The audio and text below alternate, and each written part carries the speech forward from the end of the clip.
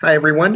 This is David Rothfeder again, and we are playing episode 2 of my playtest of You, Me, and the Zombie. Last time we had, I thought, a really great setup here. So I'd like to get into it, and I always like, as a first step when going to a an episode, is to do a recap. And my method of doing recaps is just to go and start with one character and say, hey, what do you remember that was important to your character? And then we keep going, adding anything else that was missed. So that said, I think I'm going to start with are changed because no, actually it's most interesting, I think, to do the change last because they oftentimes have the most to say.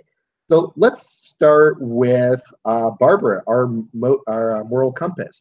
What do you remember that was important about last session to Barbara? I think a couple of things happened that were important to Barbara. So one of the things, well, I guess a few. So first up, her sister, who is, let's see, her sister Erin, killed Barbara's employee at the bookstore who was moonlighting as a Lyft driver, I believe. I didn't kill him. I never really resisted the urge. Oh, that's right. Oh, there was someone else who got killed. The cop got killed. Okay, so that was still traumatizing, though. So right. Okay, so two things then. One, after the cop was killed, Claire got a phone call and had to take off for a work assignment, which Barbara was not cool with. She thought that Claire should hang around and help out. And then the other important thing that happened for Barbara was that she and Erin took the dead, mutilated cop corpse to Erin's place of employment to, well, I guess we'll see what to do with, but that was the plan anyway. Now, why did you take to your place of employment? Or to Erin's place of employment? Well, I think for Barbara, I mean, she's kind of switched into a bad thing has happened and we're going to make the best of a bad situation and deal with all of the guilt and moral feelings after it's calm. And for her, hopefully, this will be a future food source for Erin so that there won't be any more accidental killing of cops in alleyways. Now, Erin, do you remember why you specifically chose to take the body to your workplace as opposed to... It was Barbara's idea, and I'm really surprised at how pragmatic she's being because our the freezer had been left open a bit, so the whole thing defrosted, and the fact that it defrosted shorted it out, and we couldn't just stuff the cop in there, even if we pulled out all of the stuff that was going bad. But I happened to work at the deli counter at a grocery store, and Barbara was saying that we could use stuff there to piece out the cop for later lunch meat kind of stuff, and that's actually a really good idea. So we're trying to do that without me getting fired for sneaking in dead people. Excellent. Well, we'll come back to see if there's anything else Erin remembers of importance, but let's go to Claire. What do you remember that was important about last session? Let's see. We killed a cop. I wanted to take the family out to a restaurant downtown because I've still been under the impression that Erin is able to eat rare steaks and stuff, non-human things. I watched the first few episodes of the Santa Clarita Diet, by the way. So how did you like it? It's good. It's good. Wasn't Nathan Fillion an absolute ass in that show? He was marked for death like the second he appeared on screen. Spoilers. But that got sort of interrupted by the fact that Aaron needed to eat a cop. And Claire was not super thrilled about that, and is, sort of catching on to the idea that Aaron at least is not really telling the whole truth about her dietary needs. And then she got the call from her boss, which I don't know what actual food bloggers deadlines are like, but it seems like being called in the evening to say, hey, go over to this new restaurant right now and also have this article written by tomorrow morning is insane. Well, yeah, it was a pop-up restaurant, so by the time, if you don't get the press out immediately, it's not relevant at all. So fair. Also, as I recall, her notes of what she is like is, let's see, this was Veronica, tough but sensitive. Oh yeah, she's totally in character. Yeah. But Claire was like, shit, okay. And was kind of annoyed also, so left them to take care of the cop body and go, get some money. And what was that dinner like? Oh, right, the dinner did actually happen. Let's see. Met somebody important. I met another cop, I think. Yep, you can take a look at the NPC list if it would help. Was it Chief Rodriguez? Yes. Okay. Chief Rodriguez and their partner, Mayor Rodriguez. Right, yeah, I thought I met the mayor, but I was like, but I also know I met a cop. And I met the mayor and the chief of police, chatted with them, and then they heard something about a cop body, cop being down. So believe I decided to follow stealthy-like and see what they know. And I don't remember if anything happened after that. Oh, something definitely happened. Aaron, do you even though you were here?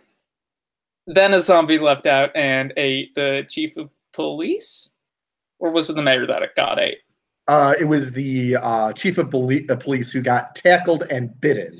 Okay. And you screamed, and then we cut the session. Yeah. I remember now. Good times. And finally, Aaron, was there anything that has been missed that you thought was important to you? First, I just want to point out that as far as zombies go, I have admirable self-control because I have not leapt out and chomped someone in the middle of a restaurant once today, at least. And I think we pretty well covered it. I tried very hard not to eat our Lyft driver and succeeded in not doing so, partly because my sister and friend told me that I absolutely could not eat the Lyft driver. That was not fair. So did what I had to do. Everyone was kind of bummed about it, but I still encouraged Claire to go after their dreams and do some restaurant reporting and not worry about me tidying up bodies in the yard. And once we get this thing chopped up, everything's gonna be fine again, right? Right. That's absolutely how this works. So we are to the beginning of session. So we're going to start by putting 3 black chips in the bag. Some tricky undead things might be going on here.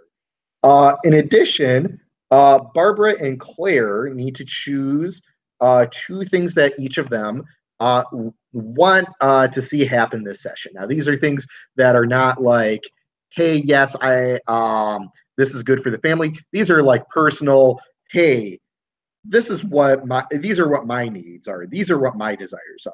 Because there will be maybe a tough choice on whether you follow them or not. The zombie, however, is very, very simple and follows one of 8 different basic desires. And that will change from scene to scene, even during scenes. So I'll let Barbara and Claire take a minute to decide what it is that they really want this session. I don't think I need to announce mine, but for now I'm leaving it on own because I'm still focused on having, cop sandwiches for a week. You want to protect this food supply that you got. This is mine. I will bite you. Hey Dave, I got a question about the desires that I listed for last time. They felt kind of low stakes. Were those appropriate desires? Yeah, they are absolutely fine. Okay. This is really kind of your way of being challenged of what your personal needs are versus what the family's personal needs are. It turned out that they weren't in direct conflict, although your needs also weren't fulfilled. So that's not necessarily a great thing for your character, but you also didn't have to sacrifice your what you wanted. You couldn't, you didn't really have an opportunity to have everyone turn off their cell phones. You didn't get a chance to do that. But here's the thing. The second session, more has happened. We've discovered more about the characters. You've discovered more about your character. We know more about the interpersonal relationships. So there are more opportunities now to get that heavier hitting desire. Like, if you wanted to get my sister to come clean about her needs, that's not necessarily something that is specifically good for the family. It is something that, you want your sister to be honest with you, even if it's painful to her. So that's a challenging thing to have done.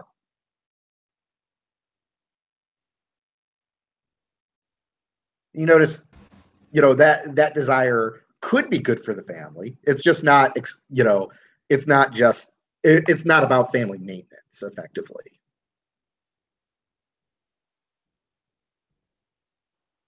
So is it a cheap move to line up your desire with your keys? Let's see. So this is a Powered by the Apocalypse World game, or close enough to it. So the general rule I think of is go ahead, game the system. That's what makes these games awesome. We want it, the whole point is we want to see this stuff triggered. So if you are lining up, so you're triggering everything, go right ahead. That's what it's there for. Well, especially since some of your keys are you try to do a thing and we are terrible, then yeah. Yes. No, I definitely designed this game in a way that assumes that characters are going to try to angle to get their stuff triggered. And the game subtly punishes you for not trying to do that by saying that what's in the bag is mostly going to be black chips, and that's tough.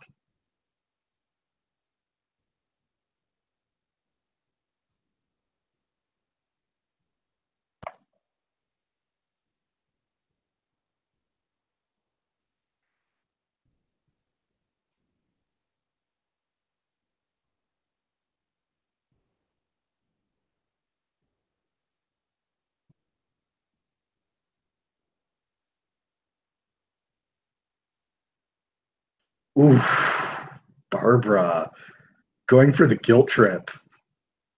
For your audience, one of Barbara's desires this session is to convince Claire they shouldn't have run off.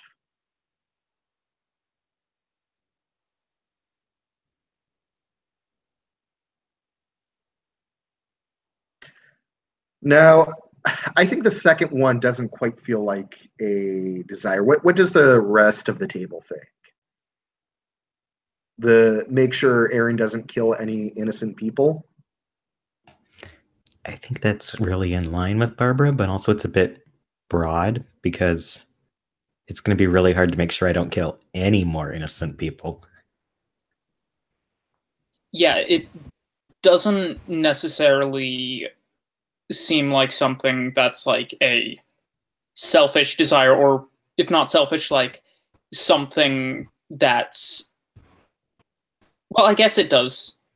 It's in conflict in one way with the wellness of the family, but in another way it is like, I feel like from Yeah, I think maybe if we narrowed it down a bit, get really specific of like who you think is okay to kill. That might be better. Maybe like or maybe it's maybe you're trying to get a promise from Aaron about killing other people. That could also be like an appropriate thing. Yeah. Yeah, I like that. What worried me was that when we did the character creation last time, in answer to the question, what's one thing the change could do to get you to betray them? And I put eating people who don't deserve to be murdered. And I'm guessing that for Barbara, a cop who's just kind of walking the neighborhood probably doesn't deserve to be murdered. So I was trying to kind of work Maybe that he in was somehow. crooked. You don't know. It is true. I don't know. But I like the promise thing, to get Erin to promise that she won't harm any more people who don't deserve it. Although that is an excellent point about Erin killing that cop. But then again, was Erin really in control there? Was it Erin doing that, or was it something else that was driving? See, that's where it gets tricky, right? Yeah. Yeah, this feels like a philosophical conversation for Barbara to have. Yeah, I was going to say maybe it's more about getting Erin to admit that, like, she shouldn't have, but that is also pretty similar to your other desire to convince Claire that they shouldn't have run off, sort of. All of your desires are guilt trips. Well, to make somebody own up to their mistake, I think, which is a good desire. Like, for Claire, like, one of the things Claire wants is to find out what Erin is lying about, but I didn't want to put that as a desire because it seemed more in line with the task of preserving the family rather than I'm doing this thing for myself. Yeah, and like, that's there's some of that there, but yeah, that's completely fair. Now, if you were going to write it in such a way that it was like very that you were trying to deny Erin her privacy, that would be more of a that, or they wrote it in such a way that you'd be willing to deny Erin her privacy. That would be more of a selfish thing. So it's and this, like I said, this is a new mechanic, and we're trying it out. I think it's as we play around with this, maybe some more guidelines as to what goes into desire might be necessary. But for now, let's just, I think, having a conversation about it and saying, hey, does this feel good? Does it feel catchy? Does it feel too easy? Does it feel too broad? I think that is going to help us kind of get a better feel for this mechanic. Mm-hmm. So get Erin to promise that she won't kill anyone else who doesn't deserve it. What do you guys think? Works for me. I'm just immediately thinking, so who does deserve it, Barbara? Declare who I may kill. Yeah, I don't think it needs to necessarily be outlined in the desire itself, but definitely, like, in play, it need to figure out, who does deserve it then. I like the implications for future argument in there. So it's entertaining to me. Excellent. And then the Claire, what was your desires for the session? Well, I just sort of slightly modified my desire from the previous session that didn't get fulfilled to finish an article before the deadline, and now that got a specific imminent deadline described in play. I wanted to put that as a desire, finish that article about the new pop-up before the morning, which might be difficult given everything that's going on, and take some time to myself to unwind, because there's a lot that has happened in the past, like, hour or two. Yep. And they need some time to process that, I think, or just time to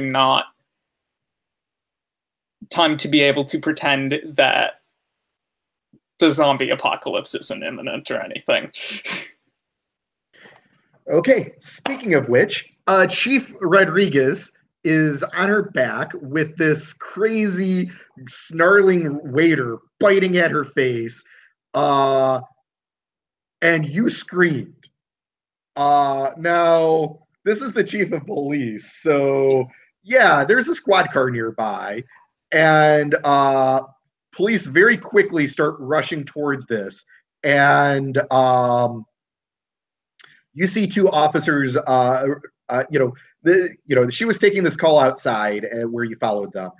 You see these two officers running out towards her, pulling their gun, yelling "freeze," seeing no response, and then shooting a couple of bullets from where they're standing. Maybe it looks like they missed, but you see the bullets go right through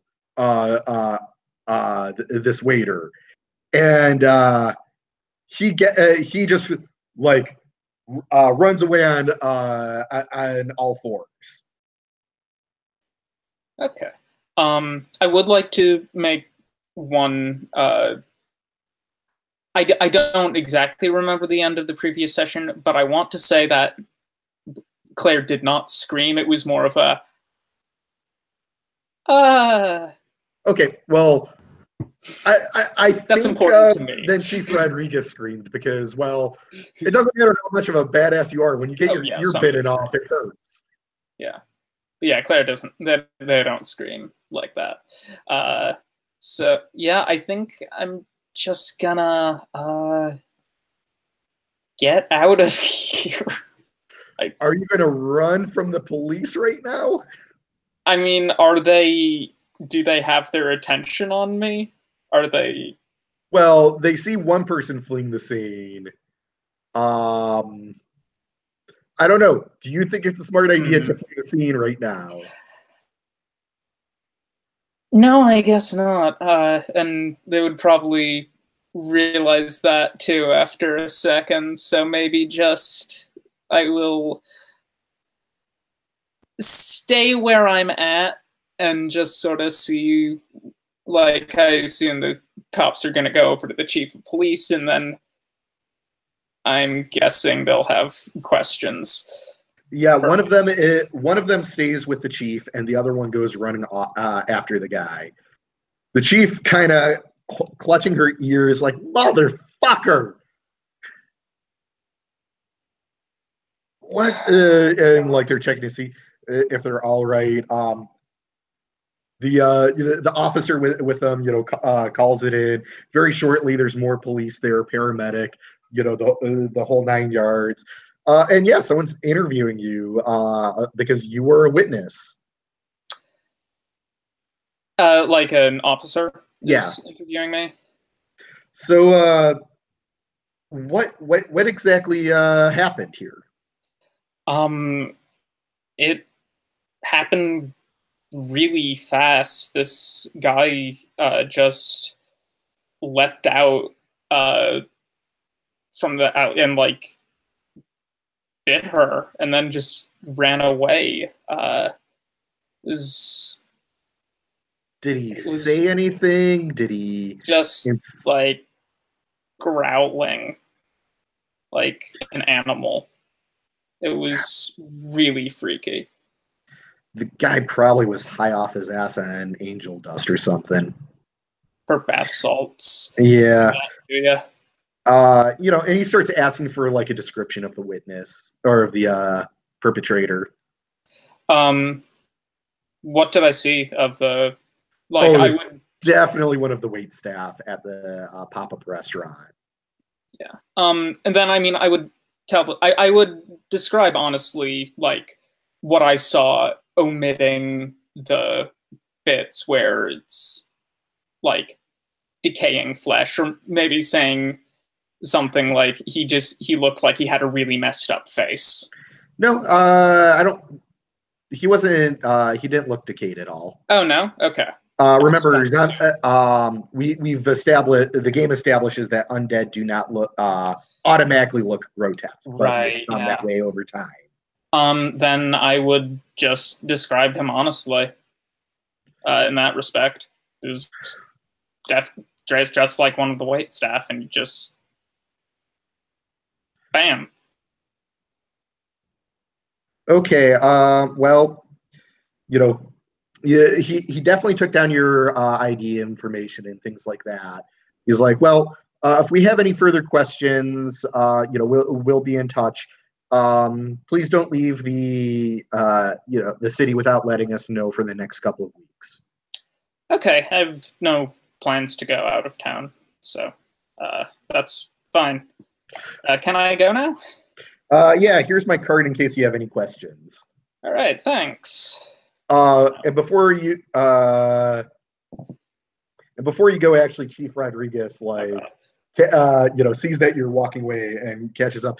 Like, she's got like a towel that she's holding to her head. She probably should have been sent to the gone to the hospital, but she's like she's obviously resisting going right now. Yeah.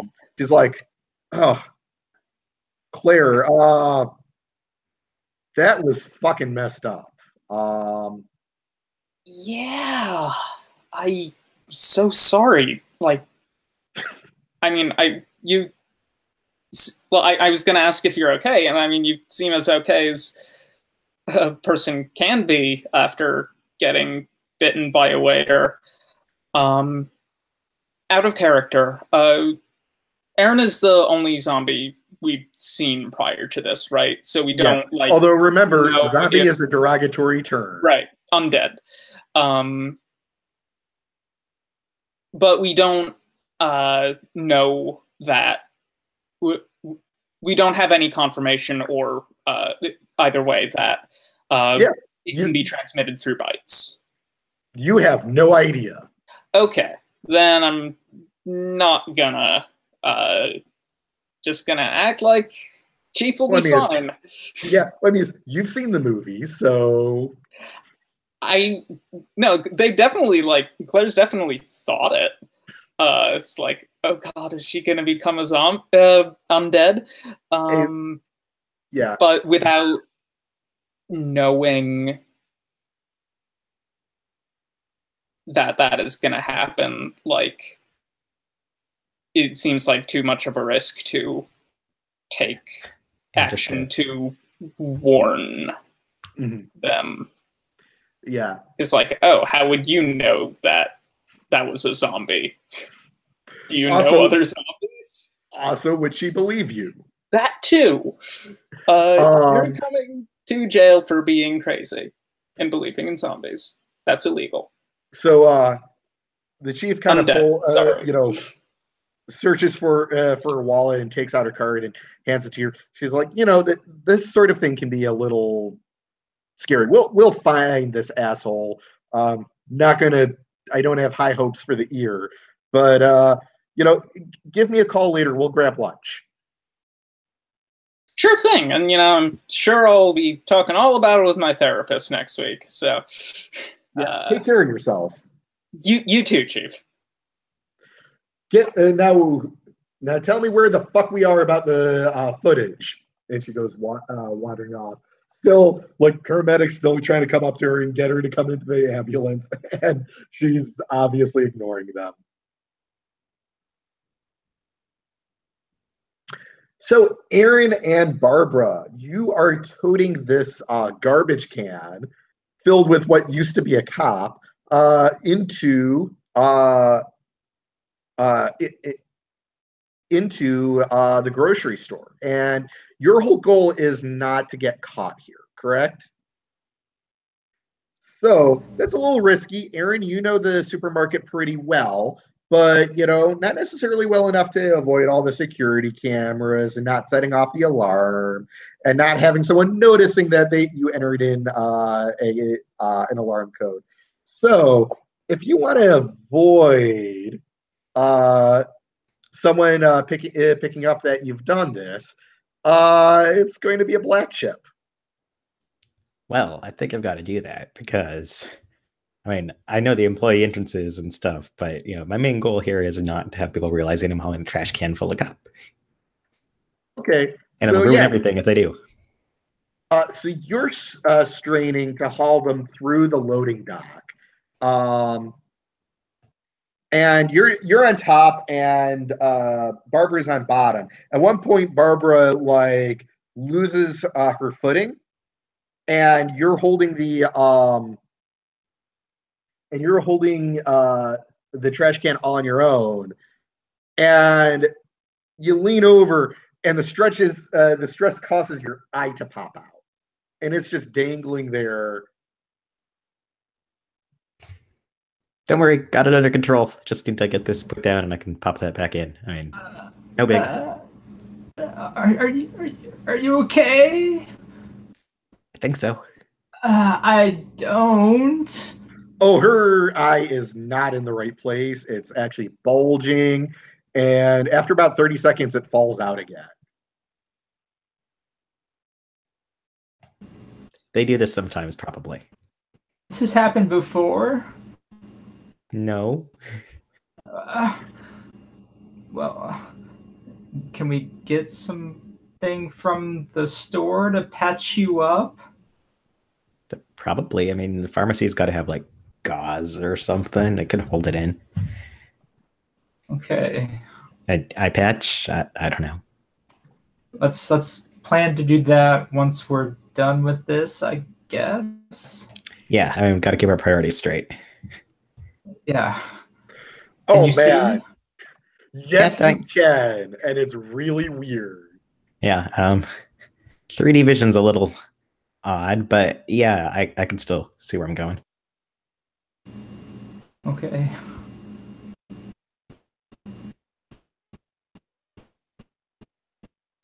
So yeah, and actually, Barbara, because Aaron can't see, you notice that the nerves that are connecting the eye are starting to turn have started turning not, they are black. Not all of them. It looks like it's something that's been spreading there. Yeah, I'm a picture of health. That doesn't look good. It's kind of black. Ew. Yeah. Maybe. How far is it? Just to the meat counter? Oh, not too far. I mean, we can cut through here, past the walk-in freezer, and yeah, let me just kind of haul trash can along the way, trying to show her where we're going, while also trying not to whack the trash can into my dangling eye.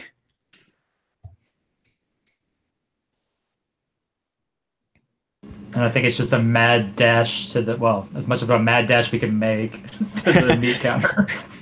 A mad, weighed down scramble. Yes.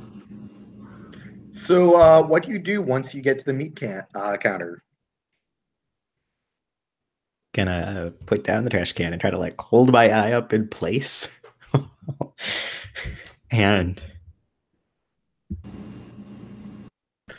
yeah, so you're trying to put it in place, and you're just feeling like everything in that eye socket is just super loose and gummy, and there's no elasticity anymore to hold the eye in place. Weird. It feels like my eye socket's rotting or something, but that doesn't make any sense.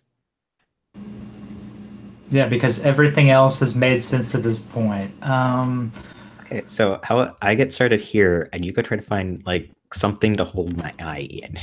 Yeah, so which way is the pharmacy? Oh, it's off that way. I just returned. Probably the other side of the store. Okay, I'll grab what I can and I'll be right back. Okay. And I take off in that direction. Yeah, so that's going to give Aaron a bit of time to do what they're going to do, start doing what they're going to do to the body. What's your plan for the body? Basically, I'm gonna, piece it out and, wrap it up and stuff as if it was a very unusual side of beef. So you're start. So are you doing like cold cuts? Are you doing? Are you doing steaks? Are you doing just arm in a deli wrap? Probably a mix. There's gonna be like some, roasts with bone in because this is going to take too long to piece out, and then there's going to be some steaks, and it looks a bit slapdash because I really am just deciding how you butcher a person as I'm going. And yeah, by the time she gets back, there'll probably be some wrapped, still clearly probably war limbs at some point, and some like stacks of steaks, and me deciding whether I can actually use the deli cutter on parts of him. So, Barbara, you come back with a variety of things, but and when you come back, you see a leg going back and forth on the deli slicer. And then stifle some vomit, turn back. I think I got some stuff to patch up your eye. God. When you got a second from slicing that leg? Oh yeah, sure. I turn and I still kind of daggily go to pick it up, look at you. Yeah. So you could probably like get it temporarily in place just with like first aid materials, but the bigger problem is going to be a lot more difficult. So like if you have a plan of what to do long term here, you can try it out, but it might be better to just do like emergency care now and come up with a plan later. Yeah, I think that's the idea. Just to get the eye back in there so it's not causing weird vision while trying to chop up the cop. Yeah, I'm just trying to avoid further damage to the eye until we can get out of here and make a better plan. Yeah, pretty much like an eye patch and a bit of gauze, and you can just like force the, you don't have access to the eye, obviously, but you can force the eye to stay in place. Yeah, and then I'm down to, monocular vision, but that's better than the weird stuff I had going before. So. Oh yeah. Oh yeah, this deli is definitely not kosher or halal anymore. Oops.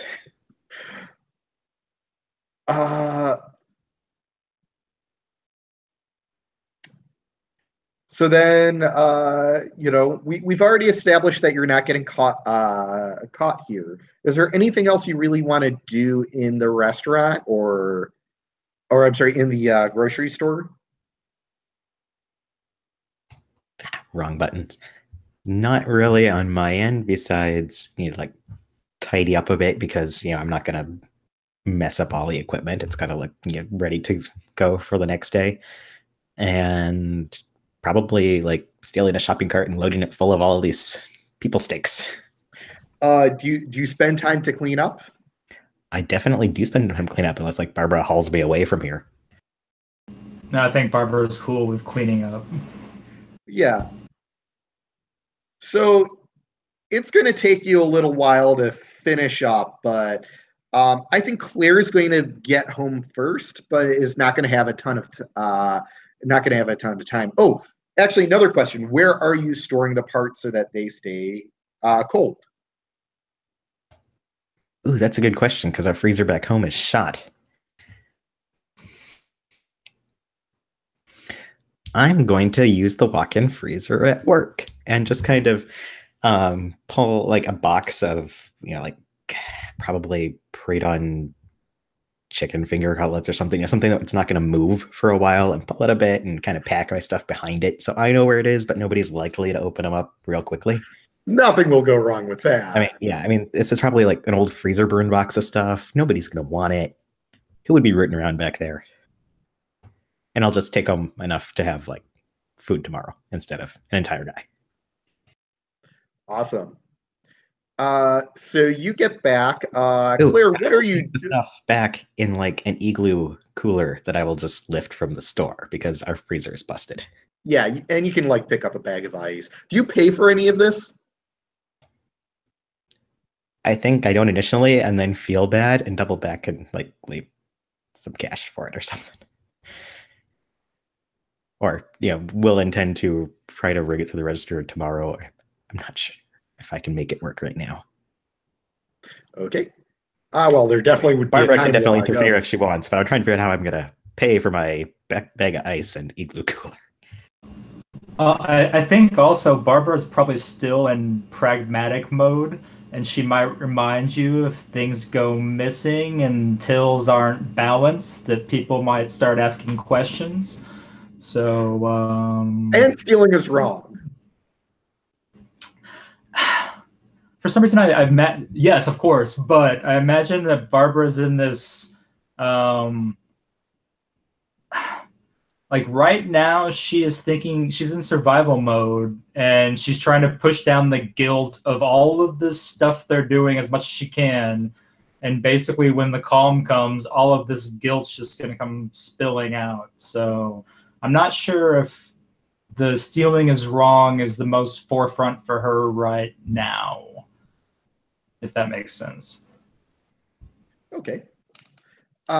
So Claire, you got home a little bit before them. What are you doing when they get home?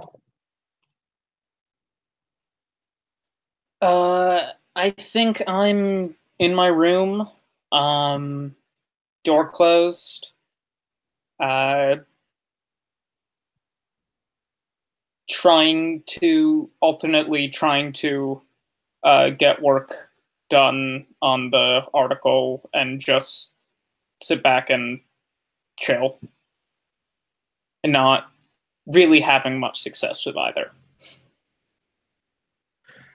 Okay, well, after a little bit, you hear you don't get very far in either.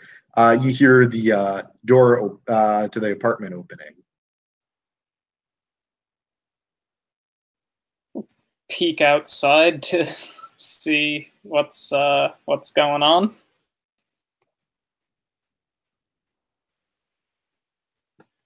And I'll ask him, so everything go okay?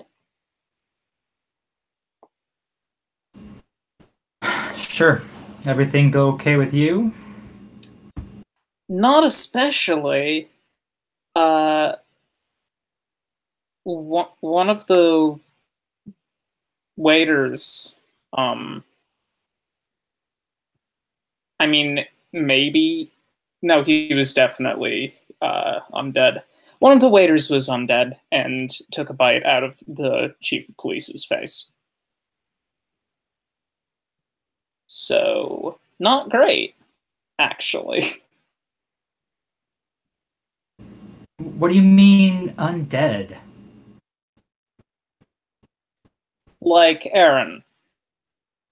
The whole not having circulating blood thing, presumably, got shot and they just did not have an effect. And the whole, eating a person thing also. This is what I mean. That is, yeah. So I think Barbara's going to turn to Aaron and so is there like a club? There's more than one of you now? I thought I was the only one. I mean, you kind of assume that if there were a bunch of them, there'd be, I don't know, like warnings on TV or something. So you didn't know anything about this? No.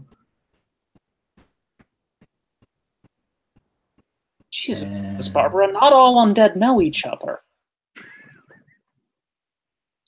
Oh, what, are you calling me some sort of speciesist or something? I mean, Oh, they're I'm not just a saying different species. Come on. Different That's stage hurtful. of life. Whatever.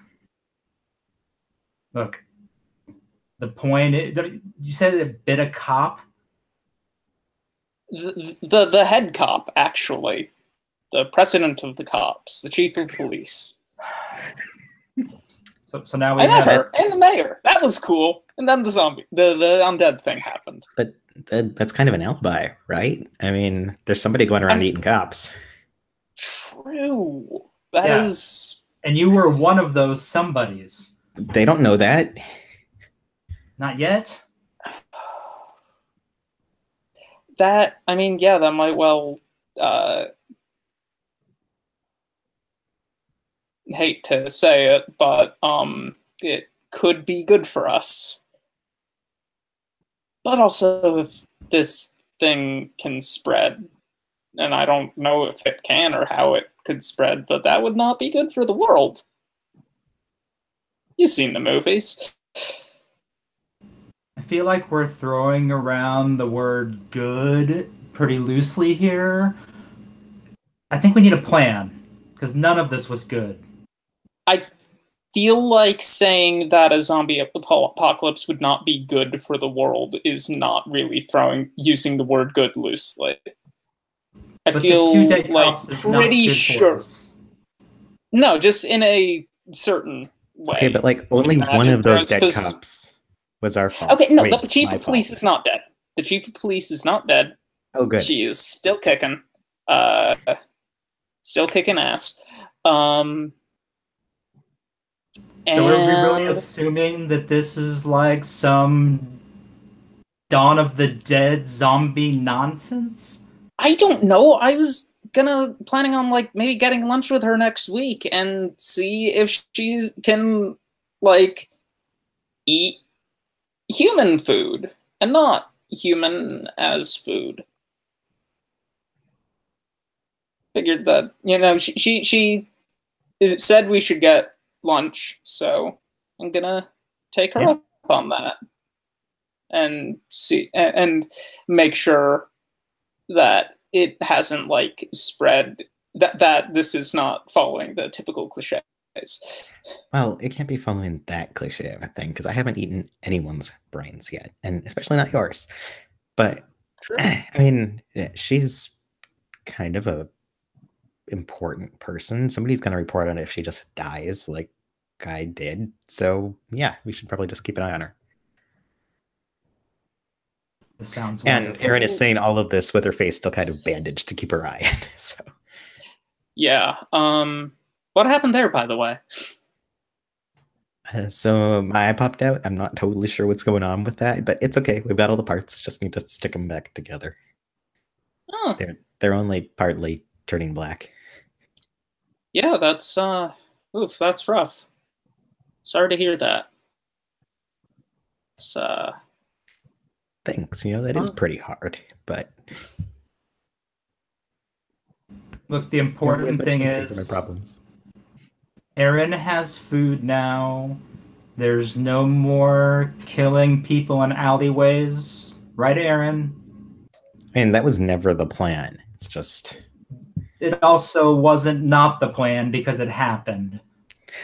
The fact that it happened, it doesn't mean it was the plan. And it wasn't not the plan. Now, look, I want a plan moving forward. You're getting us stuck in semantics here. Why is it when I try to analyze something, you call it semantics? I'm just pointing out what the problem is and how we can move forward. So look, okay. Surely you have enough food now for what? How long is the human steaks going to last you? That's a good question. I mean, I'm not really sure. Probably a while. Very precise. Okay, so in that while, can we refrain from killing anybody else, please? Oh, yeah. Yeah, okay, I won't kill anybody else. I've got plenty of food. Good. Have you eaten, Barbara? I think you're working on getting a promise there.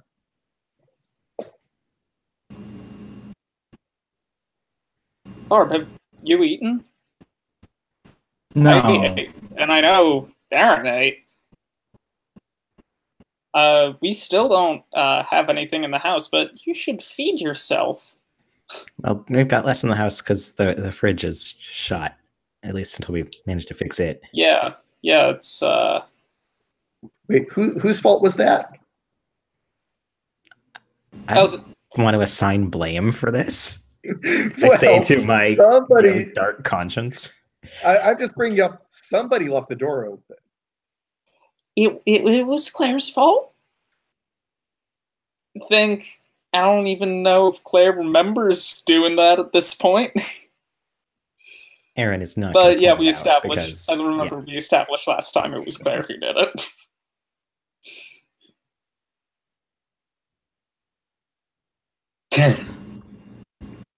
So yeah, the fridge is broken.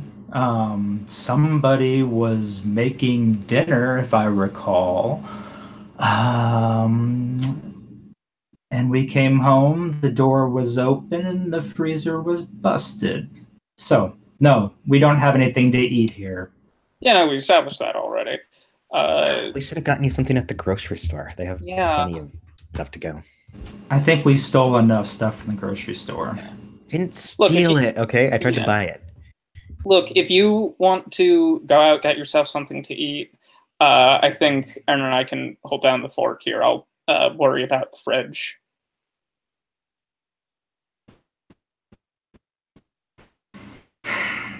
Fine.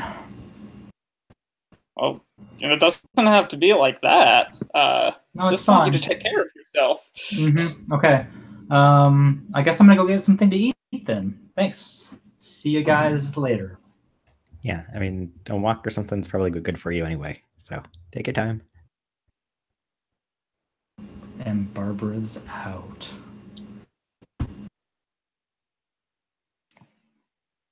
Well, I thought that went decently. So... Aaron. Steak's not really working out, huh? No. Pressing issues, though. Do you know how to get an eye to stay in the socket? Because mine's kind of squishy. Absolutely do not. Do you think you can go to the doctor without, like, raising horrific suspicion? Barbara said the parts of it were turning kind of black, so maybe not. Okay, that's not great. I knew I should have gone pre-med.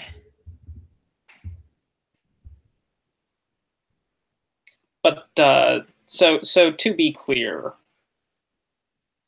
you can only eat people. I'm not here to judge you, dude. But this feels important. I mean, I've been trying to find a way around it because I don't want it to be as hard for you as it was today. But yeah, I just can't. Have you tried eating like long dead corpses? I assume not. No, I haven't. I didn't want to go grave robbing randomly, but it might work. Yeah, that's like dry aging, right? Yeah. Grave robbing is like not a crime, but I also think it's not as bad a crime as killing people. Yeah, so that's true.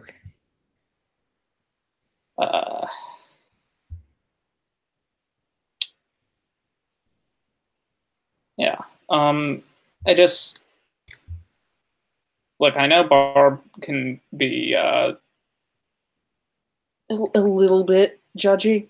A little, but a teensy bit. But I want you to know, like, with this sort of stuff, like, you can tell me. Yeah, I know, and I shouldn't have tried to cover that up. I'm sorry. It just made it worse. I thought it was gonna make it better, and it didn't. Yeah, it's okay.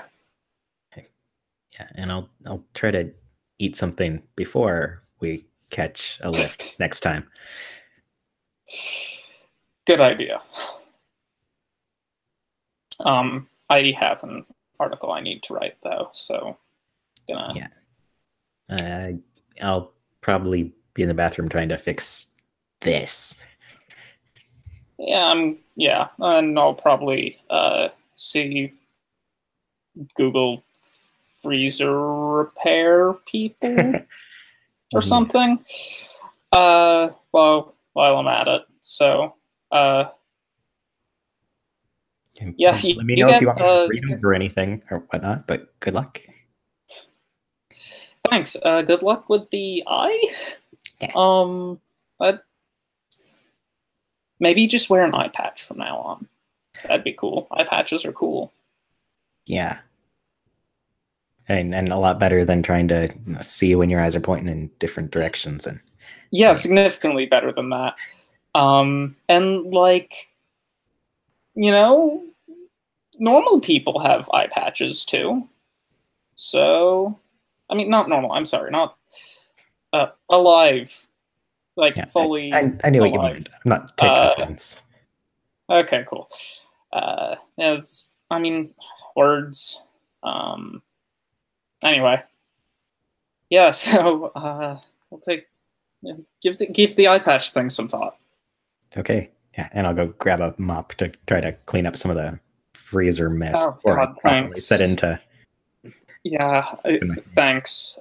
This article is. Oh yeah, you've got your work to do. Go do your job. Meet the deadline. You do your job, which is taking care of yourself. I will try. Yeah. And Claire's in their room, trying to work on the article. So Barbara, you are taking a walk. I have a question though. Last session, you told somebody not to do something, specifically abandon you and Aaron in the alleyway, and they didn't listen. Do you think that so far it's gone well for them, or gone well, or not so well?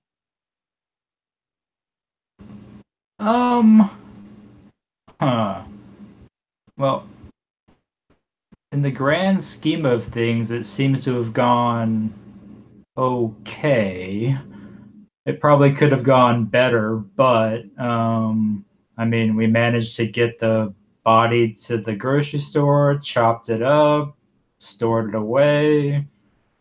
Sounds like things went all right. They went okay, yeah. So you can remove those the mark that you said 2 chips, because since things went okay, it's going to be 2 red chips in the bag. So what are you doing during your walk? Are you actually going to get food, or? So I think maybe, even though I had crossed it off as a desire from last time that went kind of unfulfilled, I think I'll maybe go ahead and have Barbara go find a nice big juicy bacon double cheeseburger. You know what? I'm going to be generous and give you a green chip for that as a carryover. It's not actually in the rules, but that feels super appropriate.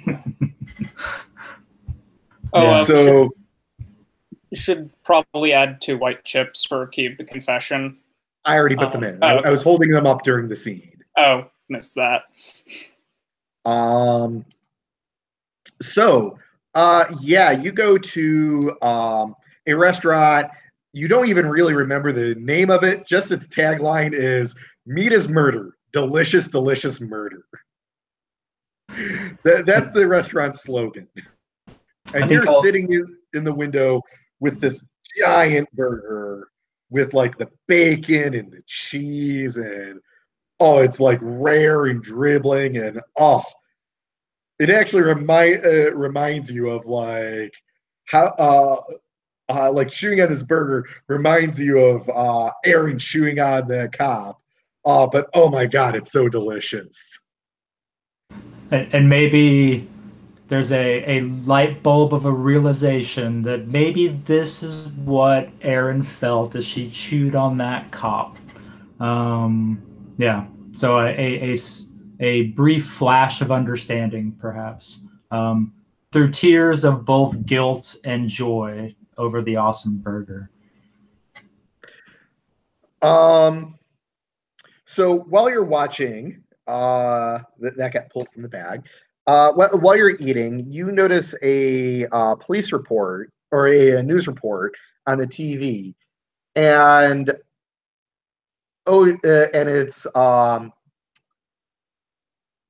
you could see like the TV's muted, but you could like there's all this information being displayed on, and like the title on the screen right now is "Cop Killer in Our Streets?" Cop Killers in Our Streets? Question mark. And you see a grainy photo of you and Aaron. Not really faces, but it's progression of photos of Aaron tackling the cop into the alley, and then you and Claire following her in, and then later Claire leaving, and then later you and Aaron leaving with the trash can. They the pictures are obviously from like a security camera and aren't good enough to see the photos, but it definitely gets what you guys were wearing. Did it also get the lift, the car that dropped us off? Okay, no, good. But it does say, like, you do see, if you know anything, call this number. Okay, so I think I will stop with the burger, as good as it is, wrap it up, throw it away, and hurry home to let Aaron and Claire know what I saw.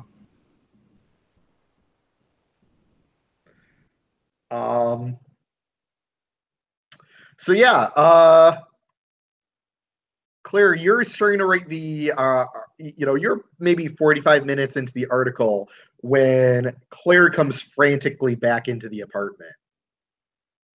Oh, so I'm not. When Barbara frantically comes back into the apartment. I mean, I'm in my room, so unless she's making noise or knocking on my door, I'm still working on the article. Yeah. And I imagine I finished mopping up, so I'm probably like in the bathroom with the door open a little bit, trying to like smoosh my eye in. Yeah, that sucker, it's like, okay, it's crooked, let's push. Oh, popped out again. It does not want to stay.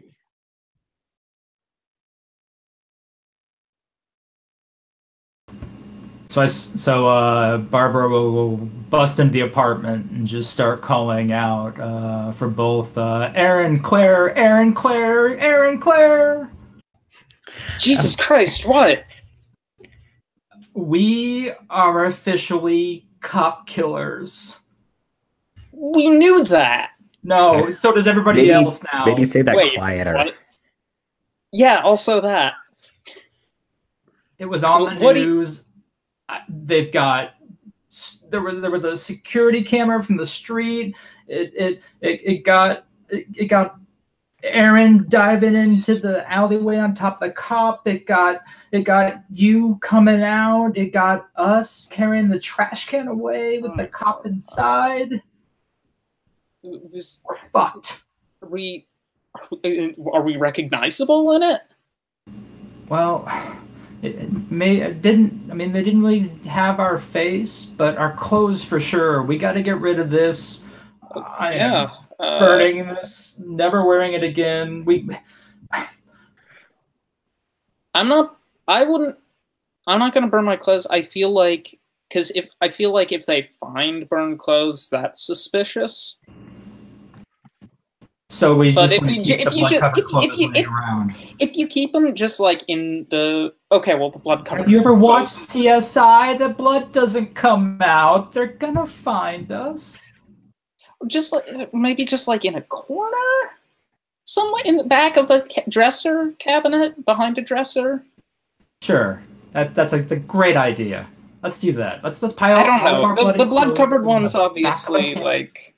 like my clothes were not covered in blood, so I'm just gonna tuck them away where they will never be seen. You actually burning the bloody clothes might not be a bad idea. Do it discreetly. So you're gonna keep your clothes that you're wearing that were on TV. Well, I'm gonna change, obviously.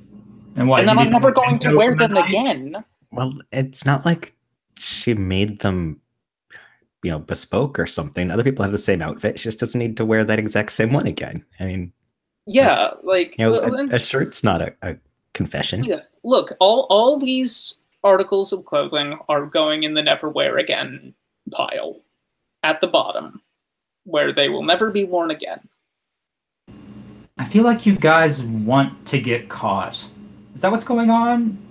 Are you gaslighting me? Look, I feel like I'm going insane. if cops are searching through my never wear again pile, then we're already fucked, okay?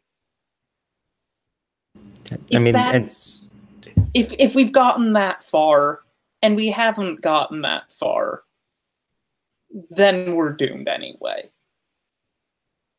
Well, So let me get this straight. The rationale is that the cops are here. We might as well hand them the evidence they need to tie to the scene. Cops any evidence. I'm putting it at the bottom of the pile. I don't get what's so complicated about this. Barbara, what would you like to do with the clothes? I mean, mine's got blood on it. Do you want me to burn it? Do you want me to bury it in a hole? Do you want me to fold them up somewhere? What? I want to burn them all. Get them out of the house, destroyed, nowhere near us. Is that okay? There is a loud banging on the door. Fuck, they're here. I am going to go put a bandage over my eye so that whoever it is can't see that this is going on. I'll go peek through the little thing in the door to see who it is. Oh, Miss Tran is like... I'll open the door. Hey, Ms. Tran, what is it? You're making too much noise. The neighbors are complaining. What? Sorry, we'll keep it down. What is going on here? What happened to my floors? Everything's fine. Thanks for checking in. I already see those floors warping. Did you spill water in the floors without wiping it up? The fridge broke. You broke the fridge?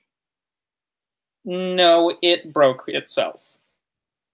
So she starts it's yelling fine. in Vietnamese. We're taking care of it. It's fine. Thanks for checking in. We'll keep it down. Have a good night. You better not be messing up my apartment, or you're going to lose your security deposit. I'll keep that in mind, Mrs. Tran. Mrs. Tran, look, we're real sorry. Yes, we broke the fridge. We'll clean up the water. We'll pay for any damages. I promise. All right. I'm really sorry. We'll try to keep it down.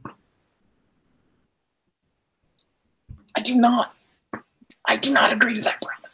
Yeah, we'll you talk don't about take that responsibility later. for anything. So I'm sorry, Mrs. Tran. Jesus Christ. Okay. You are standing up to doing the right thing. It sounds like it's public and there's terrible financial consequences. So let's put a green chip in the bag. Does that sound like paying for a fridge and new floors? Yeah. That's pretty expensive. That would be pretty rough. Yeah, you do not make much money. I think those are some terrible consequences. Well, anyway, yeah, I guess Barb has made it clear that we're gonna pay for the fridge breaking. So, we'll do that. Have a good night. Okay, do not wake them up. Do not wake up the neighbors. We'll keep it down. Okay, I'll bring you some egg rolls the next time I'm making a batch. Ooh, can you bring the I'm sorry, spring rolls would be what you would have in a Vietnamese restaurant, but yeah. You know my favorites. yes, vegetables. Thank you. Phew. Okay, I'll like throw some towels down. Maybe we can get up some of the extra moisture and everything. Now that I've got my eye like bandaged over. Oh, these I'm old still covered in blood, hardwood but- floors are, yeah. You're starting to see some warping here on the hardwood floors. Jesus Christ. You did leave the puddle going for like an hour.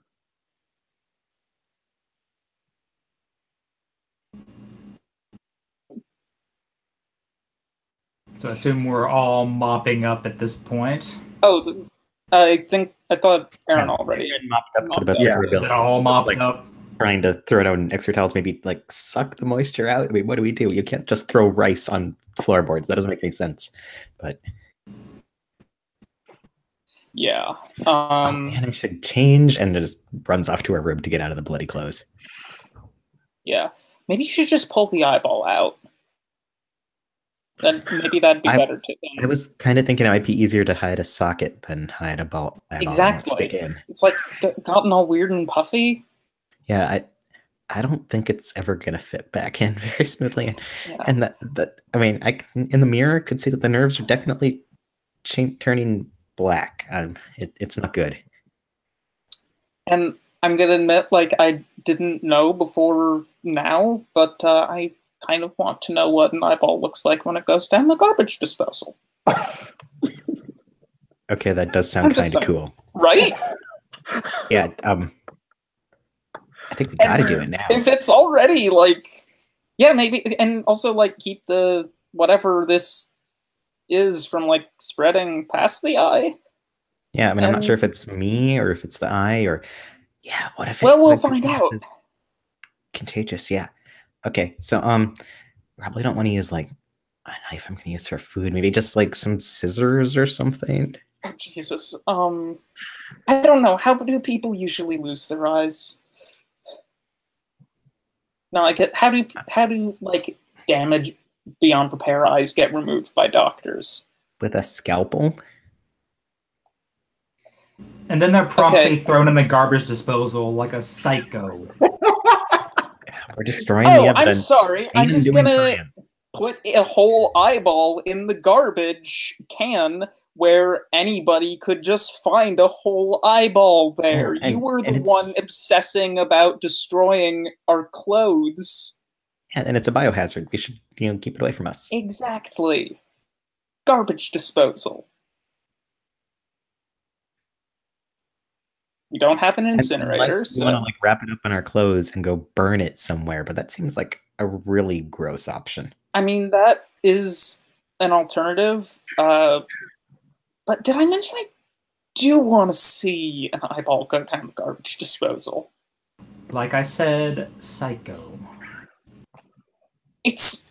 We're making the best of a weird situation. It's not something you're going to ever see in the course of like a reasonable life. It's not like people, even doctors can't say they know what that looks like. Yeah. And it's not going to gum up the garbage disposal. I mean, eyes are kind of squishy. This one's especially squishy. It's not a good texture. Yeah. No, it's not like we're putting eggshells in there. Christ.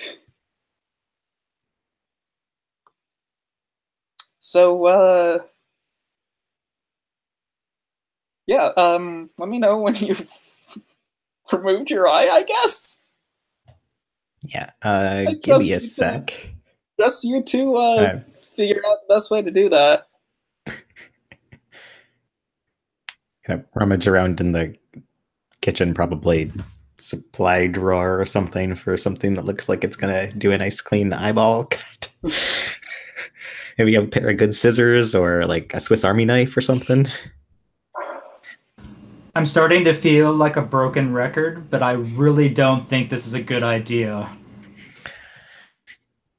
What do you think we should do? Go take me to the hospital? What is the problem with putting... Why is it not a good idea, Barb? We don't know what's going to happen. It might make things worse. What if her whole face fucking rots off? I mean, I don't think that removing taking an eye... the eye out, not putting the eye in the garbage disposal is the bad idea. I can't believe you're so fixated on putting that eye in the okay, no, you were saying you were saying how psycho it was, so I thought you were complaining about the fact that we were going to put the eye into the garbage disposal instead of burning it or whatever. Not the fact that gonna remove the squishy, gross, rotting eyeball that won't stay in Aaron's head. No, right now I'm focused on the fact that we're doing home surgery in the goddamn kitchen. I mean, I'm gonna do it in the bathroom. There's nothing sharp in the bathroom. Okay, well, now that sure, why not? No, I mean we can bleach down the bathroom afterward. That's what it's for. Cool. It's cool. It's totally cool. Look. This is insane. This is insane. Obviously. And I think let's all just... This isn't easy for any of us. But if we're going to, manage, if we're going to live our lives, then I think we're gonna have to deal with some weird stuff. I don't know how far this thing is gonna go, but I think as we can deal with the occasional home surgery, as you put it. While Claire is distracting Barbara with this speech, I'm just going to grab something and try to sever the optic nerve neatly. That I can be like, it's already done! Hooray! And I think that's acting impulsively and rashly. So, 2 chips in the bag. Yeah, look, Barb, I'm sorry. I'm sorry I got cross. It's fine. It's a stressful night. It's okay. I appreciate you apologizing for getting cross. Yeah, I mean, you also got cross, but it's fine. But I didn't apologize for it because I don't think I have anything to apologize for. Something you want to say to Claire now, maybe? No, it's fine. I have an article I need to write. Okay, cool. So before we toss this thing down the disposal, do you want to go somewhere else? I say, clearly having just removed my eye from my skull. Do you want to do that before I get back to the article? Yeah, I mean, unless you want otherwise, to it's probably I won't be able to concentrate on knowing that is waiting. Mm-hmm.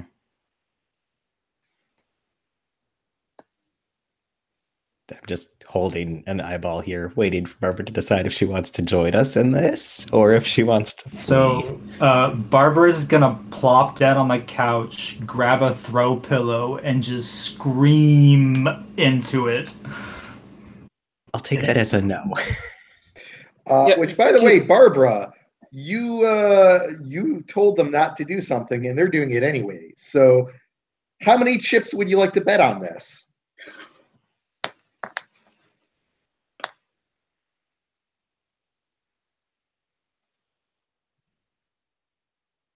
This doesn't feel quite as high stakes as being left in an alley with a corpse.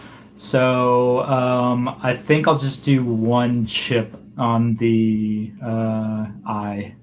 Okay. So mark that on your character sheet so that we know. I'll also make a note of it on my note sheet. So is taking the chance to put a part of yourself down the garbage disposal, relishing on the joys of life? I gave you, I'd say no, because but you definitely acted impulsively, so I gave you the green and red chip already. Yeah. So I am going to put this thing down the garbage disposal.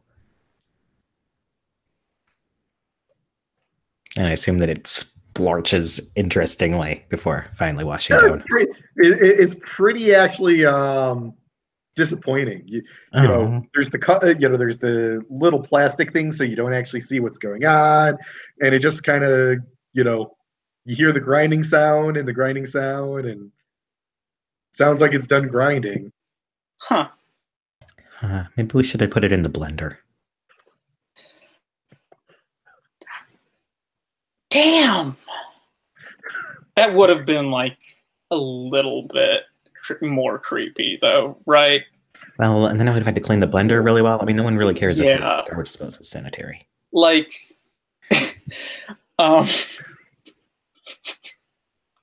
You got the reference. I asked the group in chat, will it blend? It would blend. We know this.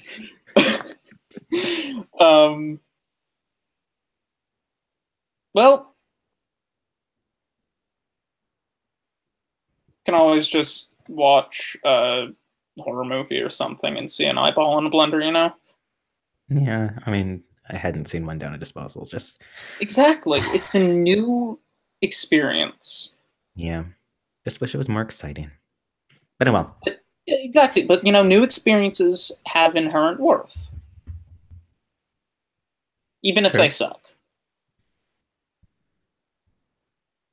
And I kind of pointedly look at Barbara at this point, though I assume she doesn't notice us because she's screaming into a pillow. Yeah, Miss Tran did tell us to keep it down, and the pillow is good at dampening screams, but I do worry that it's not good enough. And since she already noticed the warped floorboards, I would like her to not come knocking again and notice other messed up things about our whole situation. Okay.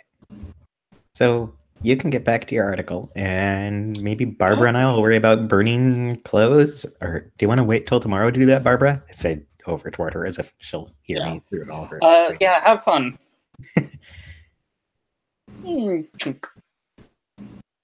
So, you guys can spend the evening. Claire, you actually have a decision. You can either spend some time to unwind tonight and give up finishing your article on time, or you can give up on unwinding to finish your article. You actually gave yourself cross purposes here.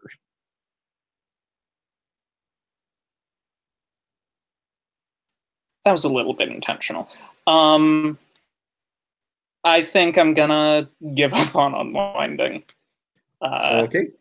I think that's need the money if we're going to pay to replace the floor.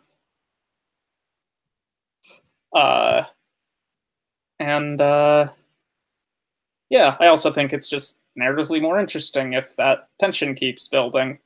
Yep, absolutely. So you get a green chip for working all night to finish your article, and holy fuck, you're tired the next day.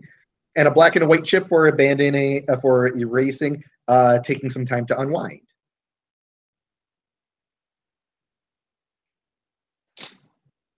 So now it is the next day. What time do people generally get up? I mean, it's Claire, do you sleep in a whole bunch because you pulled an all-nighter, or do you just get right back to work? Aaron and Barbara, what times do you usually work at the bookstore and the whatchamacallit, the grocery store? Yeah. I mean, I think Claire sets their own hours, working from home and such. So I think they're definitely sleeping in after having sent that along. Quick question. Do we also erase desires that we indulge? Nope. Okay. Those just stick around for the rest of it.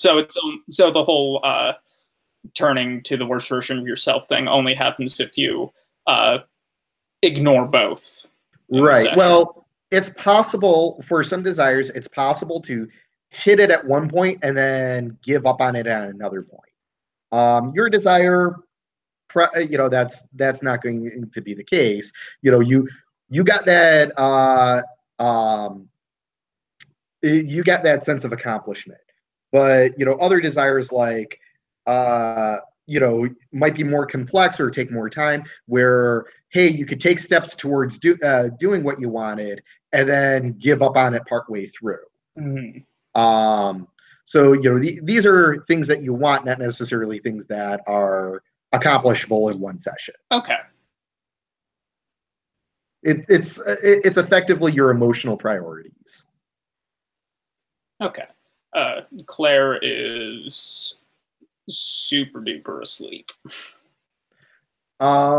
Aaron and Barbara, what time do you? Well, Aaron, you don't quite sleep, but you do rest.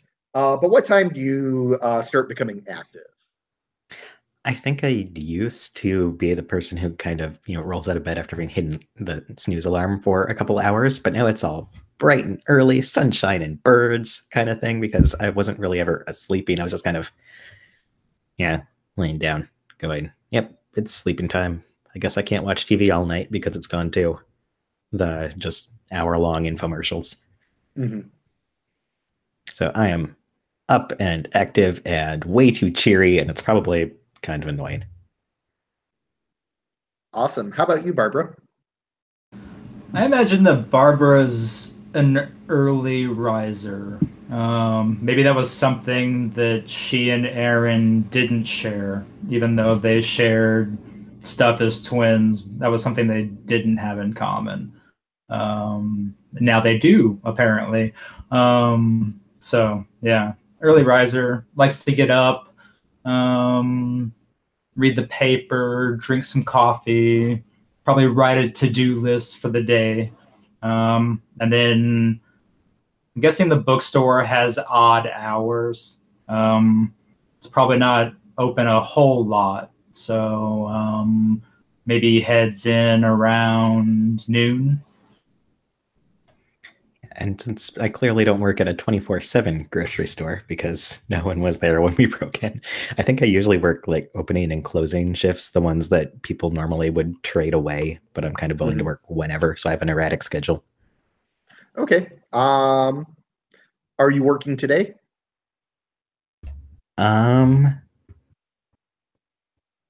Let's say no, like it's the middle of the week or something, and it's the worst sort of weekend, but it's the weekend I got because I really don't care.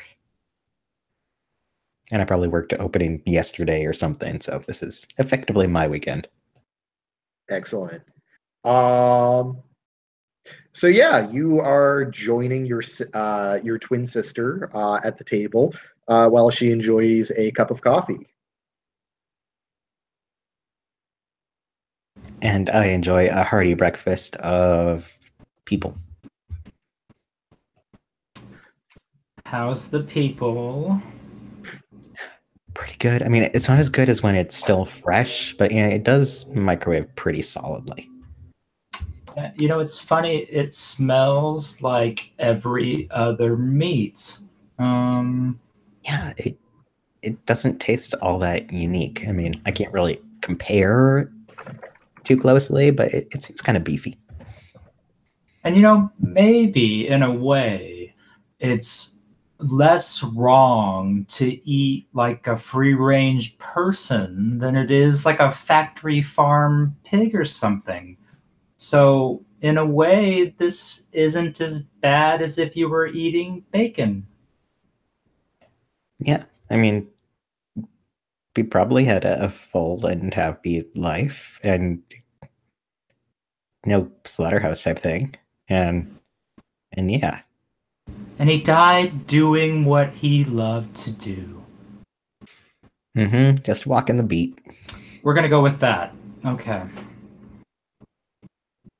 I mean, and is it really any worse than feeding, like farmed fish to your cat or something? I mean, I've got to get meat somehow. That is true. I mean, cats can't be vegetarian.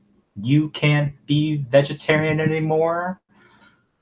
I guess it all kind of works out in a sick, twisted way. So, plans for today?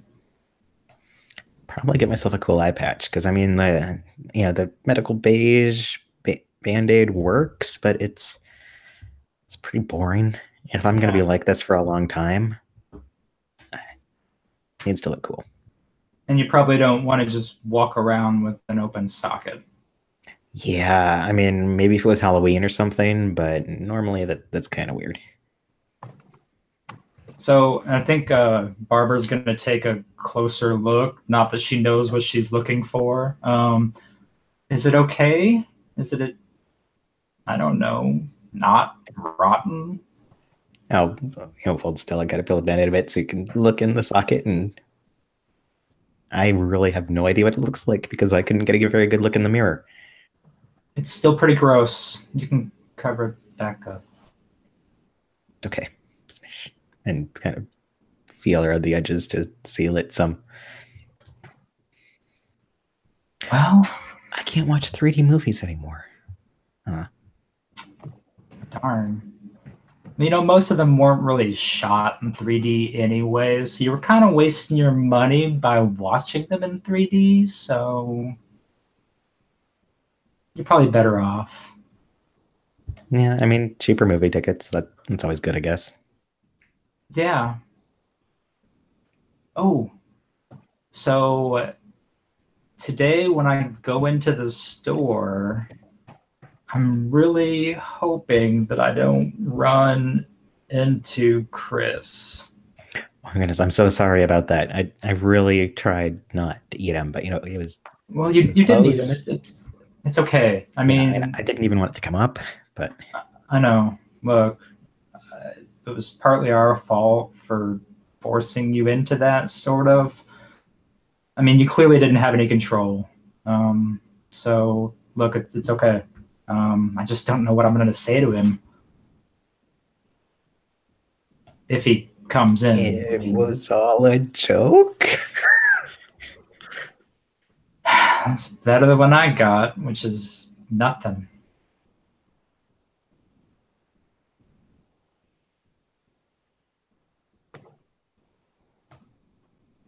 I don't know. So, day off. What are you going to do? You're a good boss. You can probably make it work. Yeah, we'll see. Hopefully he won't show up, Maybe he was out driving too late. I don't know. I mean, he kind of just pops in and out. He doesn't really even pay attention to the schedule. I mean, when he's there, he's really dependable, but, it's almost like he doesn't know the schedule exists. I don't know.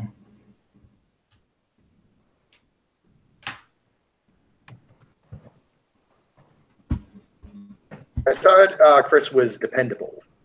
Yeah. I think it's it makes me think of Jack Black's character from Record Store, John Cusack.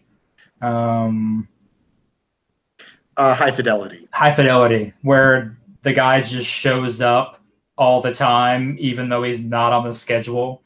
Hire him part-time, but he's just always there in the bookstore. So he is dependable, but he's doesn't really follow the schedule, if that makes sense. I mean, he shows up to all of his shifts. Yes. But he also and then some. Yeah. Yeah. So maybe this will be the day he tries to even it out by missing a scheduled shift. Fingers crossed. So yeah, you show up to work, and Chris has already opened up the shop, which would annoy you. Except there is a customer in the store talking to him.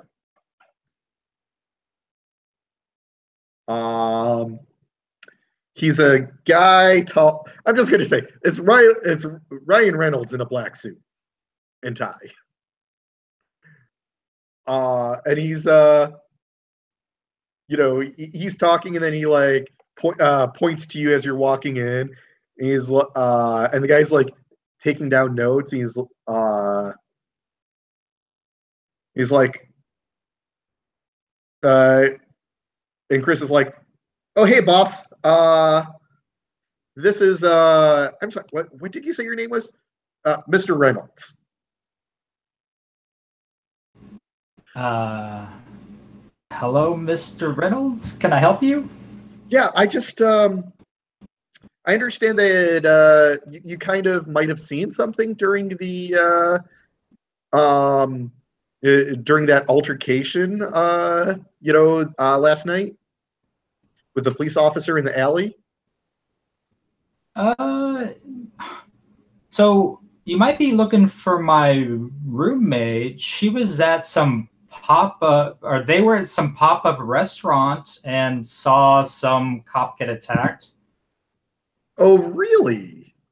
Yeah. I mean, I hadn't heard about that one. Well, yeah. I believe it was the chief of police. I think that's what they said. Oh.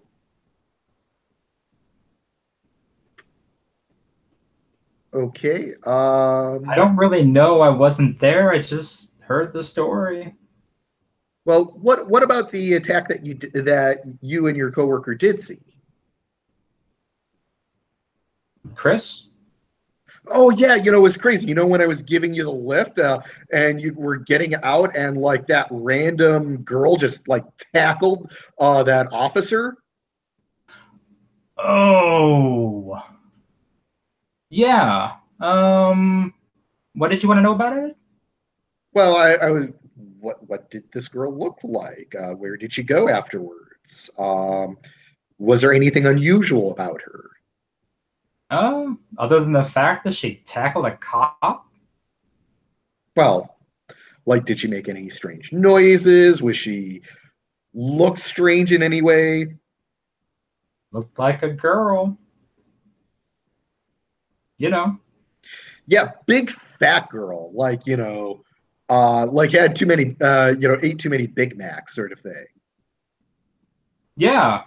I think you got this, Chris. I'm gonna go ahead in the back room. Let me know if you need anything. Sure thing, boss. And off to the back room Barbara goes as fast as she can. What does Barbara do back there? I think Barbara closes the door, and again, I imagine now I'm stuck with this high fidelity motif in my head. So I imagine the office has this kind of window with some blinds, and maybe she kind of tries to peek through the blinds to see what Mr. Reynolds is up to, if he's still talking to Chris. Yeah, it seems like he's still taking notes, and hands Chris a card, and after a couple more minutes, walks out the door of the bookstore. Okay. So as soon as he's gone, Barbara's gonna come out of the office and approach Chris. And so, what's on the card? R. Reynolds.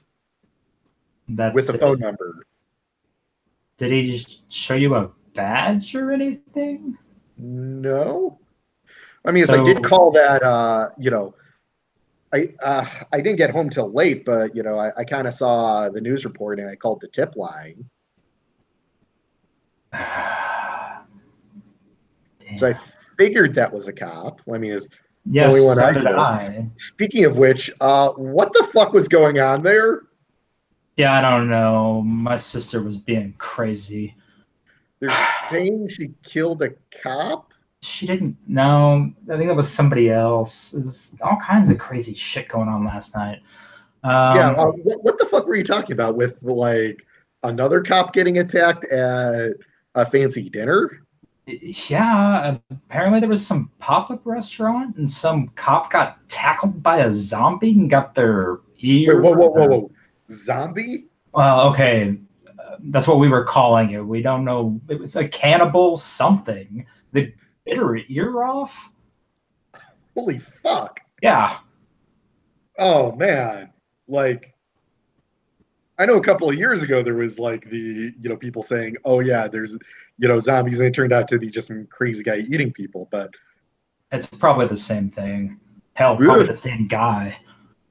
man, if this is the zombie apocalypse, what's your zombie apocalypse plan? Well, it's not hanging out in the store.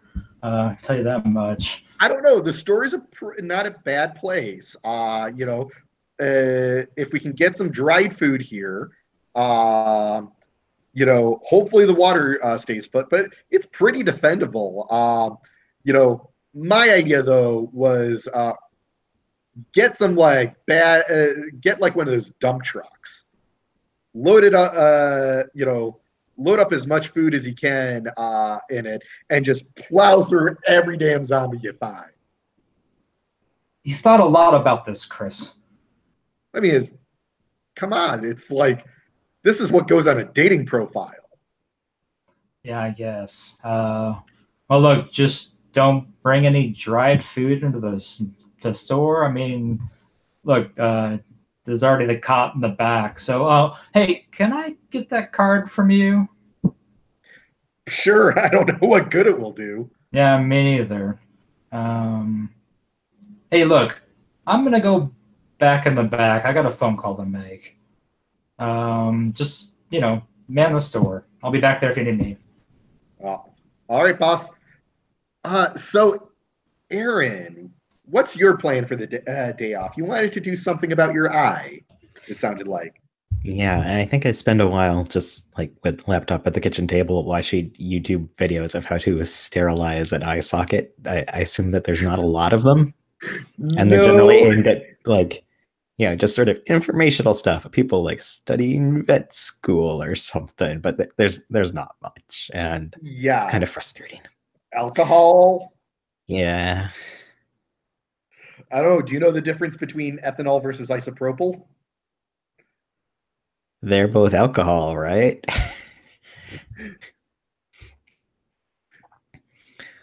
If we've got some alcohol wipes in the kitchen, I might like dab a little bit. Otherwise, I'm just going to put the Band-Aid on and, I don't know, go for a walk or something. Because I can't make this better, but I can, get outside and get some fresh air. Yeah. So a strange thing about using alcohol wipes, you'd assume that they would hurt on an open wound. But nothing hurts. Sort of like nope. Chopping my eye off didn't hurt. Nope.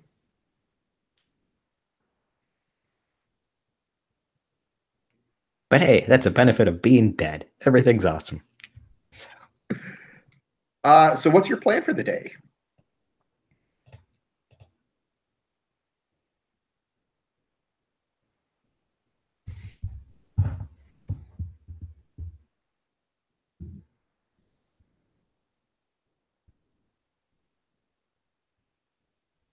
Ooh. By way of apology, I am going to, head out, and while I try to, pick up an eye patch for myself or something, I'm gonna get like a really nice vegan sandwich or something for Barb, and I'll drop it off at work for her. Awesome. And I'll get a nice walk, and she'll get a good lunch, and everything will be awesome.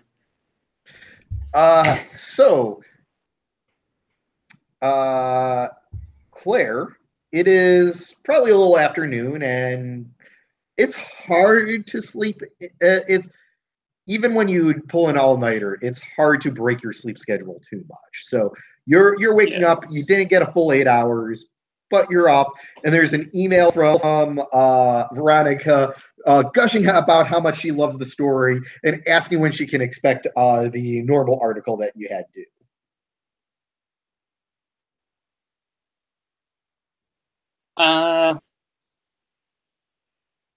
What day of the week is it? Thursday. Okay. I'd say I could have it. Does Saturday evening sound reasonable? I don't. Again, I like as a player. Are you going to ask for Saturday? it'd be fun to be a professional food blogger. I'm sorry, you broke up there.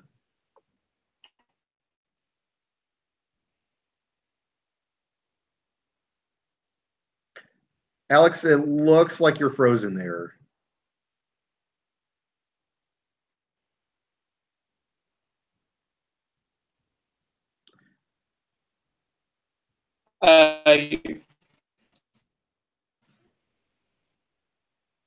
Okay, you might be unfrozen. I'm not sure. You moved a little bit.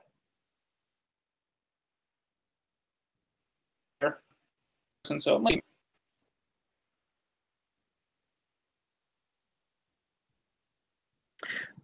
Try turning off your camera for a little bit. Sometimes that helps. And while Alex is sorting that out, let's go back to Barbara, because I know sometimes these technical things can take some time. So Barbara, you were about to make a call. I was about to call Claire. Okay. In that case, why don't we need to take a bio break soon anyways, or at least I was planning on doing one. Let's do a 5-minute bio break, and hopefully Alex will be back in at that point. So about 8 or 9 after the hour. I'm sorry, 58 or 59 after the hour. Cool.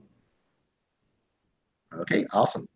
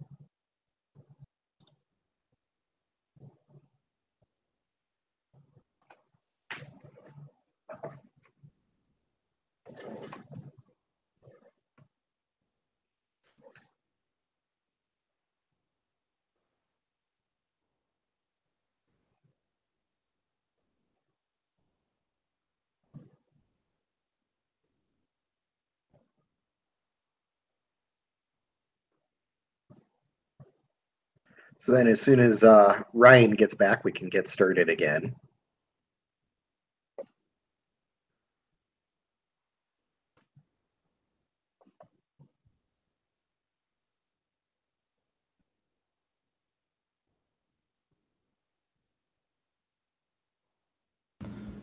So how did these used to run as one-shots, Dave?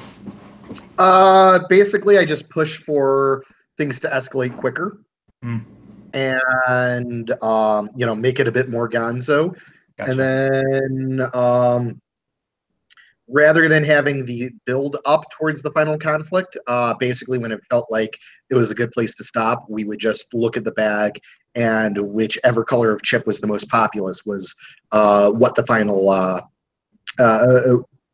what the final crisis was. Gotcha. That seems like a good. Did that work well as a mechanism for doing one shots? Sounds like it would. Well, I mean, it's obviously the focus isn't on driving towards that final crisis because there's no real build up towards it, but it did help give a feeling of finality to it.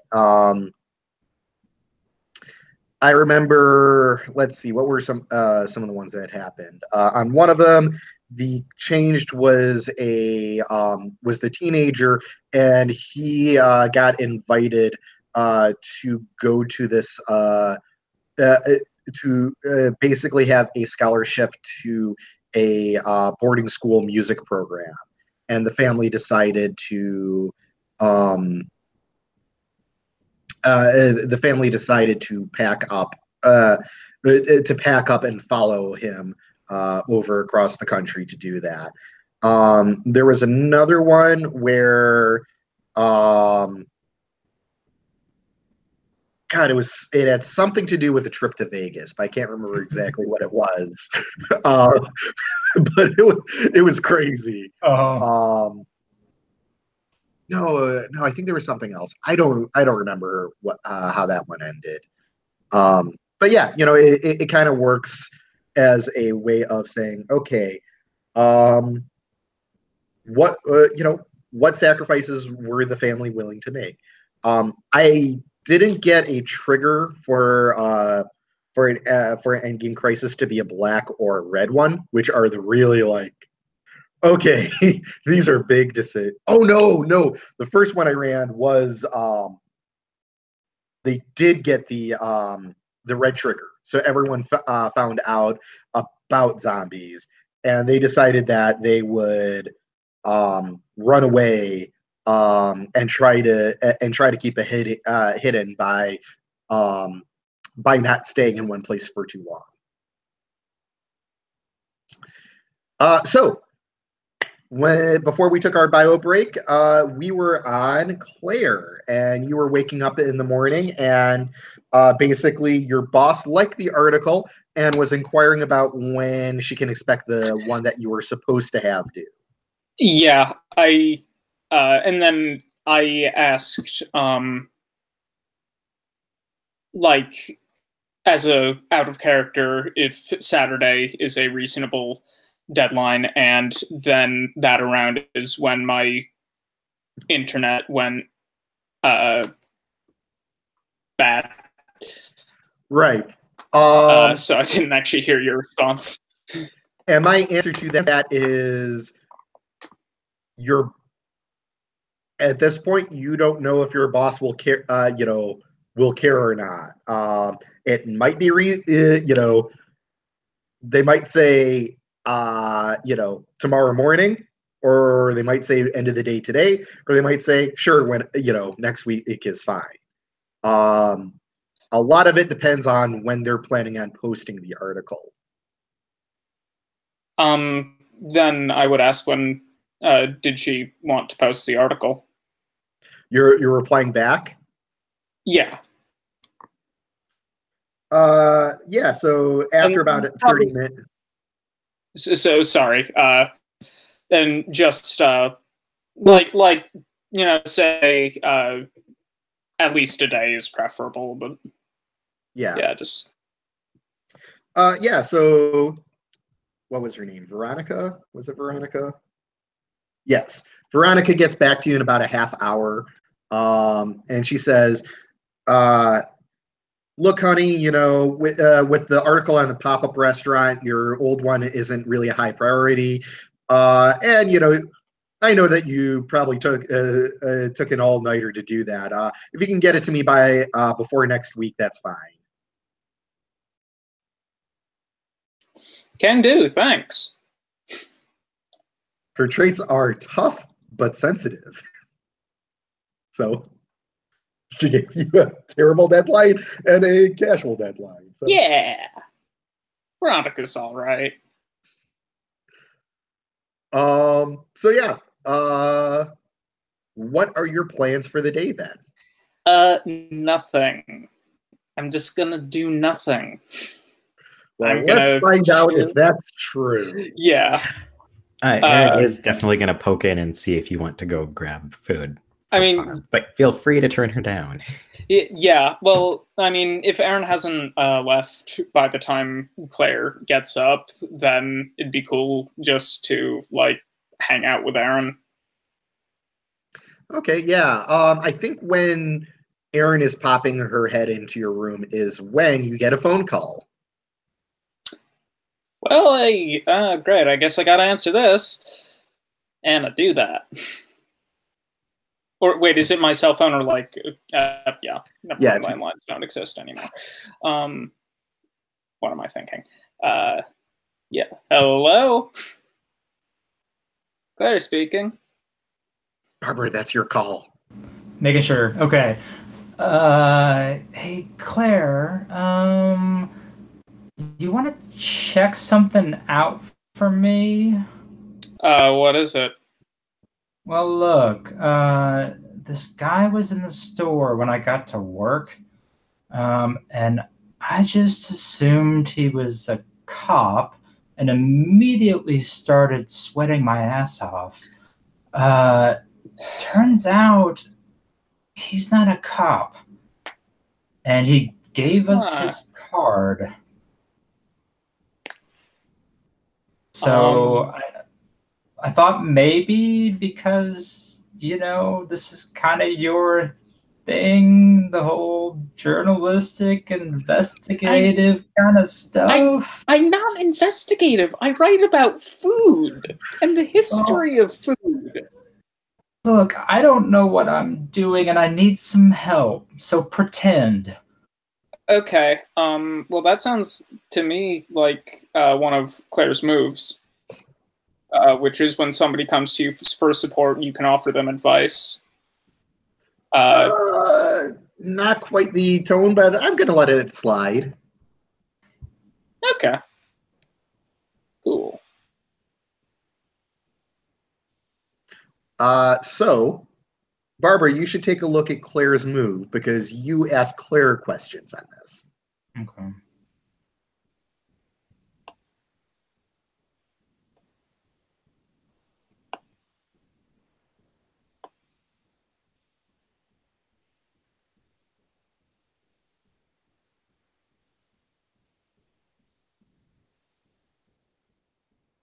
So, look, when I thought this guy was a cop, I might have told him about what happened at your pop-up restaurant.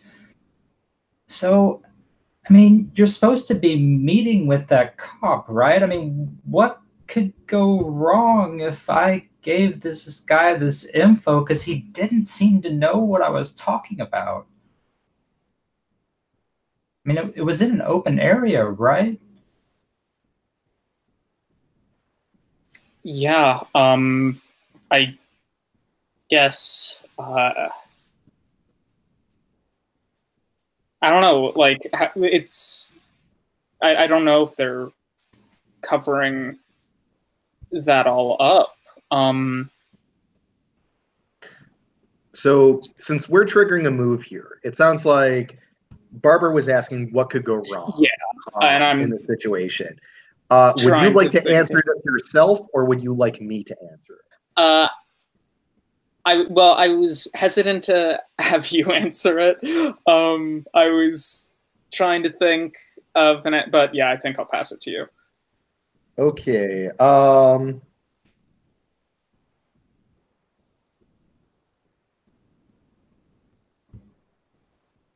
I mean, you don't know what this guy's deal is, and he might be poking around and asking a lot more questions. So what could go wrong is he might find out something about Aaron through trying to investigate the other situation. Yeah, with all the poking around he's doing, we don't want people poking around our lives. Well, look, is there anybody that can help us out with this? I mean, is there anyone I mean, I know you're not an investigative journalist, but is there someone that we can count on to help us out with this? I might. That sounds like who can I count on to help us out with this?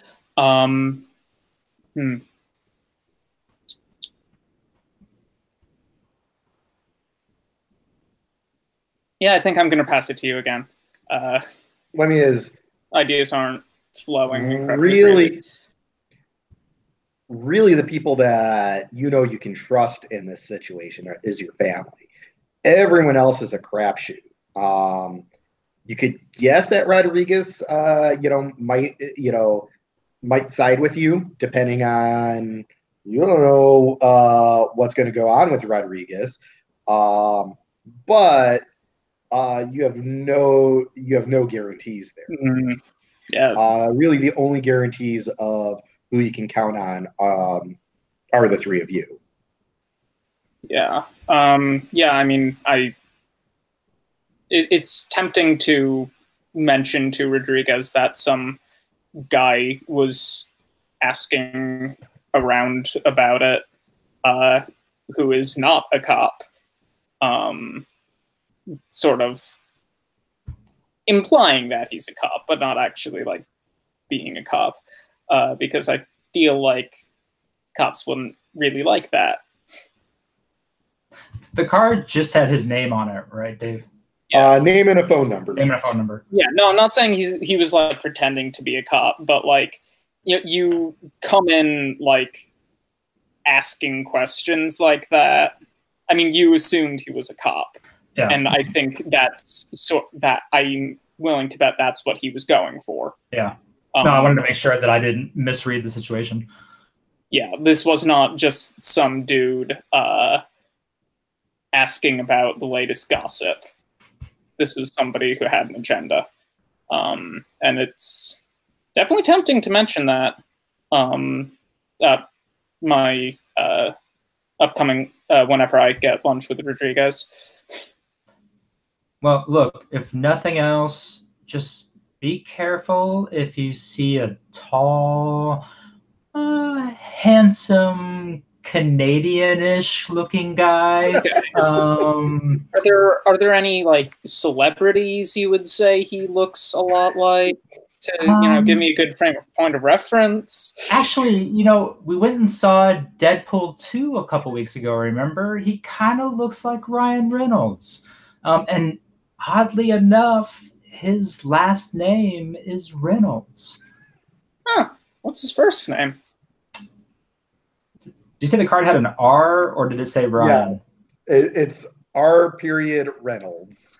I don't know, but his first initials are. That has to be an alias, right? Or it's actually Ryan Reynolds. Like the Ryan Reynolds, which is also would be a strange situation. Maybe he's doing research for a movie and there's nothing to worry about. Oh, Mr. Reynolds, I'm such a big fan. Yeah, I'll keep an eye out for either Ryan Reynolds. I'll keep an eye out for Ryan Reynolds. By the way, I haven't decided if this character is actually Ryan Reynolds or if I'm just like, No, it'll be fun if he's just played by Ryan Reynolds. I'm in the air right now. Okay. Yeah.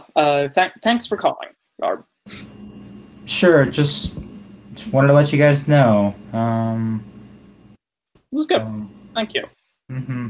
It's good to know, and I will keep an eye out. Okay. Maybe I'll mention it to Rodriguez if we decide that's not a terrible idea. Okay. How's Aaron doing? Aaron's doing all right. Gonna go, shopping for eye patches and stuff.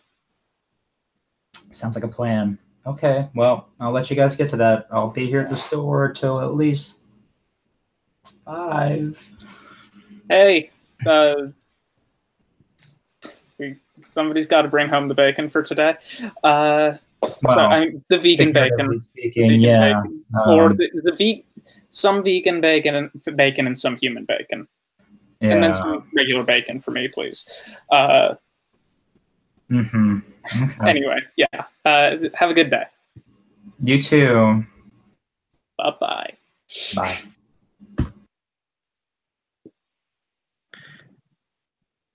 So yeah, that just happened. By the way, I pulled a white chip out of the bag. Lit. So yeah, what? No, I think Aaron, you get a phone call yourself. Hello. It is. Let's see. Do I have? Who do I have for hello, from you? or however you signal phone? Yeah, no, they're answering. I'm just looking to see who your coworkers are. Here we go. Yeah, it's Ron on the phone. He's like, "Oh, hey, Aaron. Yeah, I was wondering if you wanted a little bit of overtime this week. Like, I know it's your day off, but if you could come in, that'd be fantastic."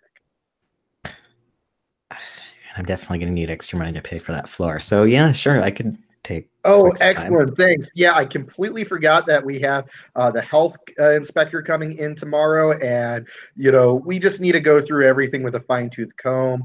You know what? I'm going to just put you on the counter while other people are cleaning because, I don't want to put you on the grunt work for that. But, thanks so much. What time can I expect you in? I can be there in like an hour. Sure. Oh, great. We're starting to see a big backup. So thanks so much, buddy. Backup and well, fuck. I'm gonna go tell Claire that, hey, so I just got called into work and it's great. I'm gonna be on the counter while everyone else is cleaning up for a health inspection. So Nice. Wait, is that nice?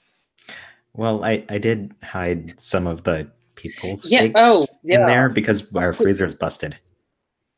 Oh, Christ, yeah.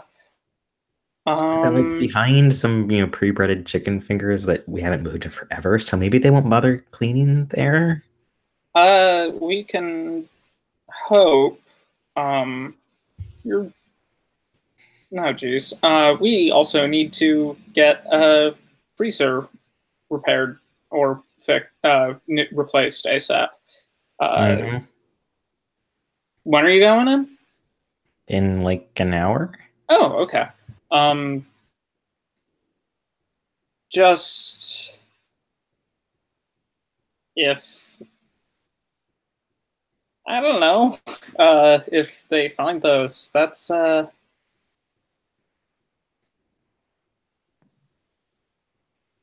if they find those, you are not going to be the one cleaning up for the health inspection. So yeah, maybe they'll just destroy them because they wouldn't want to fail the health inspection.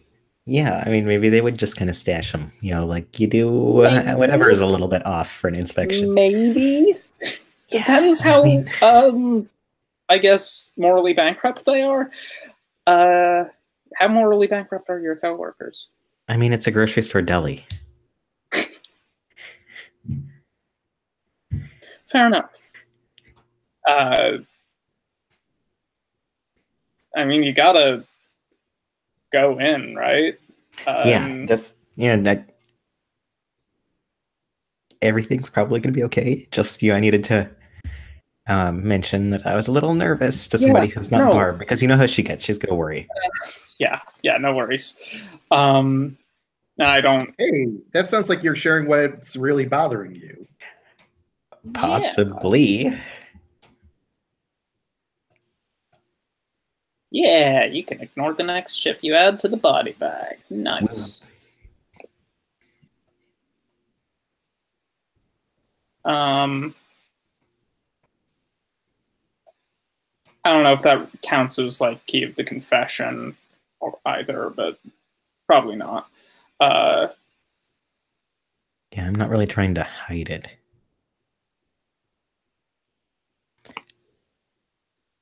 I don't know. Yeah, I don't think that's really a confession there. Yeah, no, I don't. Yeah. Good luck, I guess. Geez, keep me. Call me. Okay. I'll look at getting our freezer replaced. And I'll go earn some money for that. Yeah. So you make it into work, and Reshma is kind of like slowly ditzing around the freezer, checking dates, like throw something out, kind of doing the thing they. Is it he or she? Reshma. She. She. Yeah, she's doing her usual thing of like, like acting as if everything is so annoying and that she wants you to come and distract her. And I'll go over and say, like, so it's such a drag that we've got this health inspection today, right? I mean, they called me in for it and everything. Did they call you in too? No, I mean, I'm supposed to work today, and I get here, and Ron is like, doing his whole sweating. Oh my! I completely forgot about this. Dude needs to use a fucking calendar or something. I don't know. Yeah, I mean, this is how every inspection goes, right? I mean, he knows in advance, doesn't he? It's not like they call him. Yeah, it's not like we're gonna get a bad grade. Just leaving shit the way it is. I mean,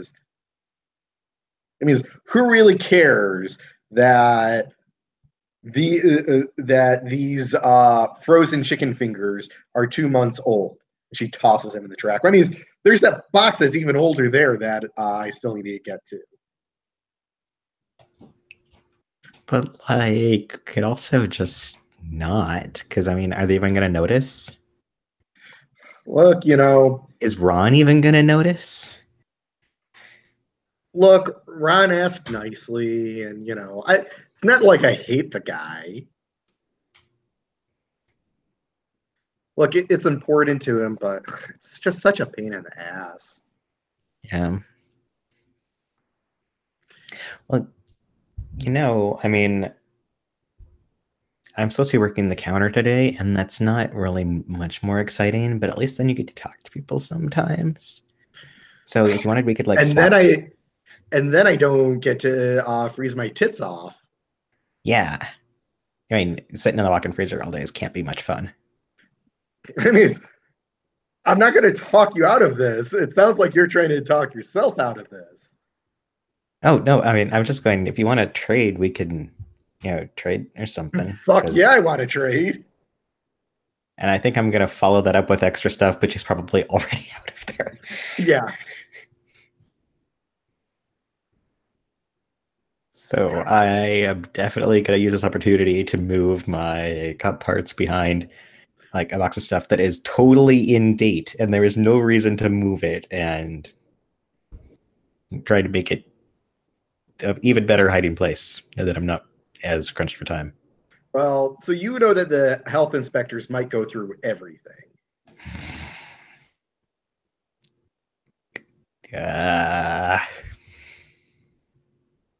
Are they going to open up the boxes and check? It is. Are you gonna like put it in, like open up a box and reseal it up, Yes. and hope that they don't like notice that the box has been resealed up? Or like a box that's been opened and try to stuck my stuff down at the bottom where they'd be like, oh yes, this is the current box of things. They're not going to pull them all out and check, are they? So if you want to keep the stuff here and try to make it so that, try to put it somewhere that the health inspector isn't going to bother to look, it would be a chip draw to see whether you succeed at that or not.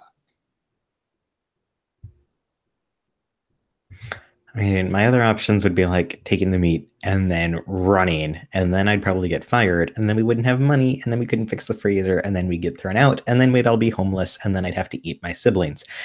Well, sibling and roommate. So that's the worst case scenario.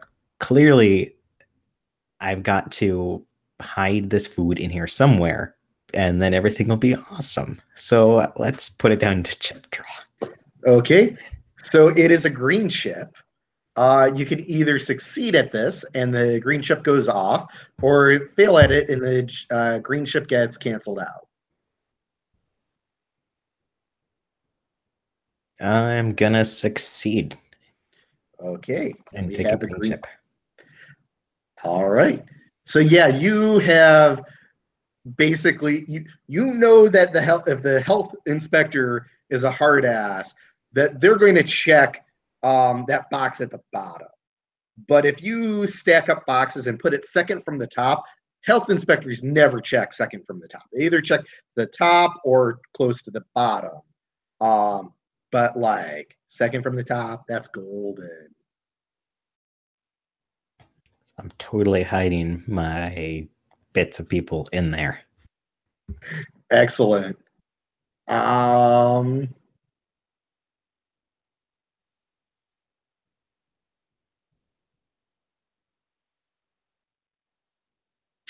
So the day,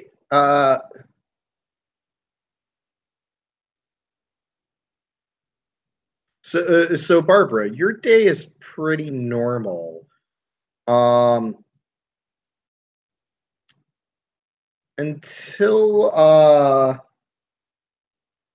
you see that there's this commotion going on outside. Do you check it out? Yeah, I'll tell Chris to watch the counter and go see what's going on. Yeah, so there's these people in like SWAT uniforms, and they're pinning down like two adults and a child, like down on the sidewalk. And you see one of the uniforms says ICE on it. And like when I say pinning down, I mean like a guy is kneeling on an 8-year-old kid. I'm going to pull out my cell phone and start recording, and I'm going to make sure they see me recording. Are you going to start interacting with them? Yeah, maybe I'll yell something like, hey, asshole, smile, you're on camera. It is a federal crime to record this. They shout at you. And like a fourth agent is like full on SWAT gear is coming up to you. I'm going to, if I can, live stream it to Facebook. Oh, absolutely. Okay. And he's actually reaching to try to grab your cell phone, yelling, "This is a federal. You are committing a federal crime. Stop recording now, and give me the phone." If I can, I'm going to stay out of reach. I'm not going to run or anything because I don't want to completely resist, but I'm going to keep recording if I can. It is a red chip if you do.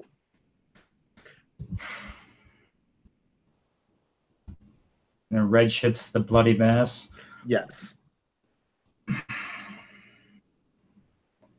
I think Barb's gonna stand her ground and do the right thing.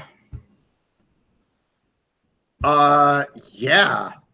So you totally stream this, and yeah, the ICE officer actually like grabs you by the wrist and like pushes you up against the wall and starts zip tying your hands. I'm gonna go limp. Which, by the way, when you stand up and do the right thing, you're doing this publicly, and there are terrible consequences. So I'm putting a green chip in the bag. You are also standing up for your principles and are getting in trouble for that. So you get to choose which PC shows up.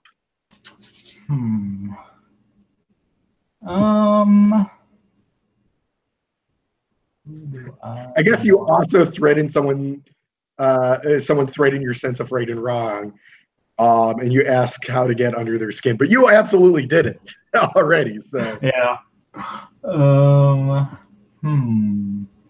I want. You actually probably could have triggered all three of your moves here. So the mayor isn't one of the NPCs. No, it's specifically a PC. It's a family member. Oh, a PC. Up. Sorry. So this could be like who bails you out of jail, who just happens to see this and comes to your rescue, or witness it happening.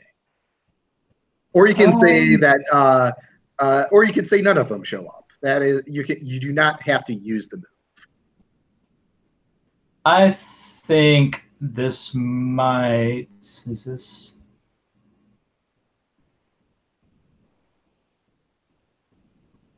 I feel like, in terms of who this would be, in terms of moves and keys and stuff, this might make sense for Claire to show up.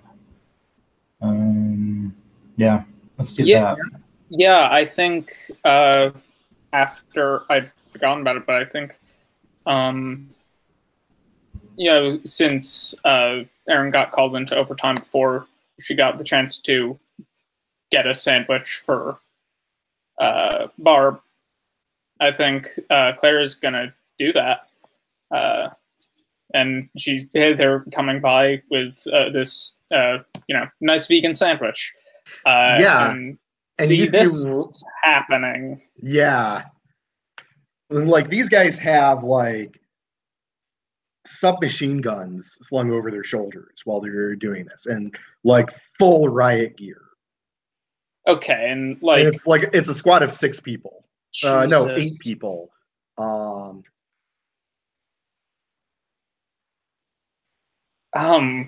Yeah, and like what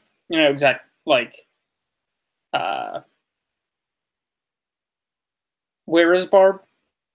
This is right outside her shop. Okay. No, I meant like just in the scene, like they still have her. Yeah, she is like shoved up against the wall. Yeah.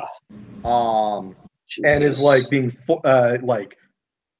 literally like this big guy is just slammed her against the wall and is like with his elbow and his full weight like keeping her pinned there while he's grabbing her wrists and zip tying them.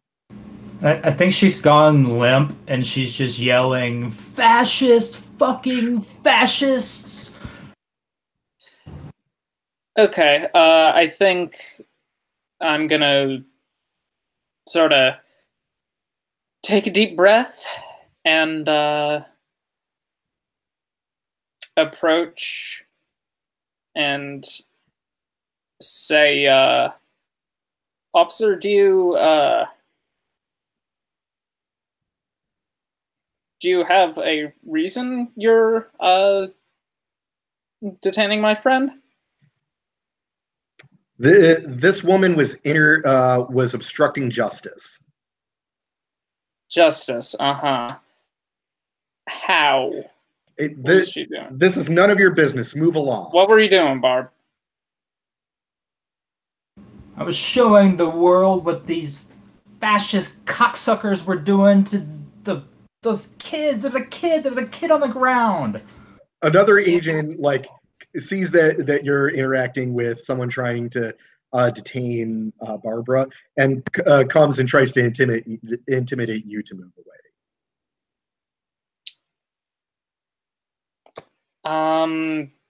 I am not gonna like.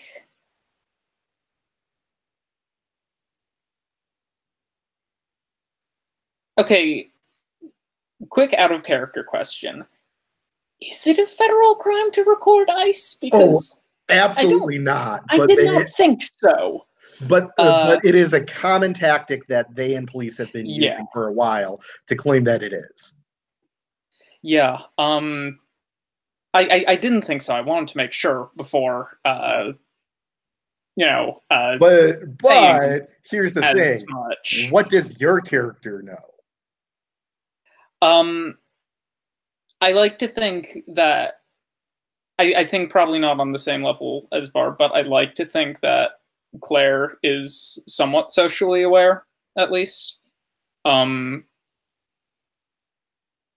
maybe they're not like 100% sure that it's illegal to record ICE, but they're like pretty sure. They know like it's totally legal to film cops. And they don't think ICE are different. So I think they're gonna... Yeah, that sounds fake. Yeah. Ryan just posted in the chat. Yeah, I think I'm saying, are you arresting my friend for recording you? Because it's none of your business. Move along. And he puts a hand on your shoulder. Because that's totally legal, officer. I know that much. Look, you are at the scene of a crime. You need to move along. Okay, but can my friend come with me?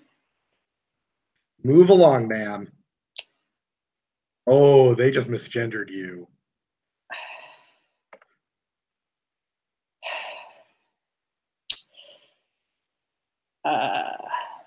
Ma'am, yeah. Really, I think, look, if I can just take her away off of your hands, is that not... He's like trying to get you further away. And like, I'm starting to step back a little, but like, look, officer, we're... Let me just take her off your hands. You want me out of here? I'm sure you want her out of here too. Let me get her out of here. You the officer Please. Kind of like listens to some looks like he's listening to something in his ear and then looks over. It's like and just starts walking away. As does the one who was pinning. Yeah, I'm gonna. When you look over, the family's gone, and the truck is driving away. Yeah, figured. But also, Claire's of the mindset that more radical action would just it would not do anyone any good. Is their thought process. So yeah, it's I'm gonna go over to Barb. Jesus, sorry. Yeah, okay? So did they hurt you? So do they just leave Barb behind? Yeah. Zip tied still? Yeah, they didn't bother to cut you loose.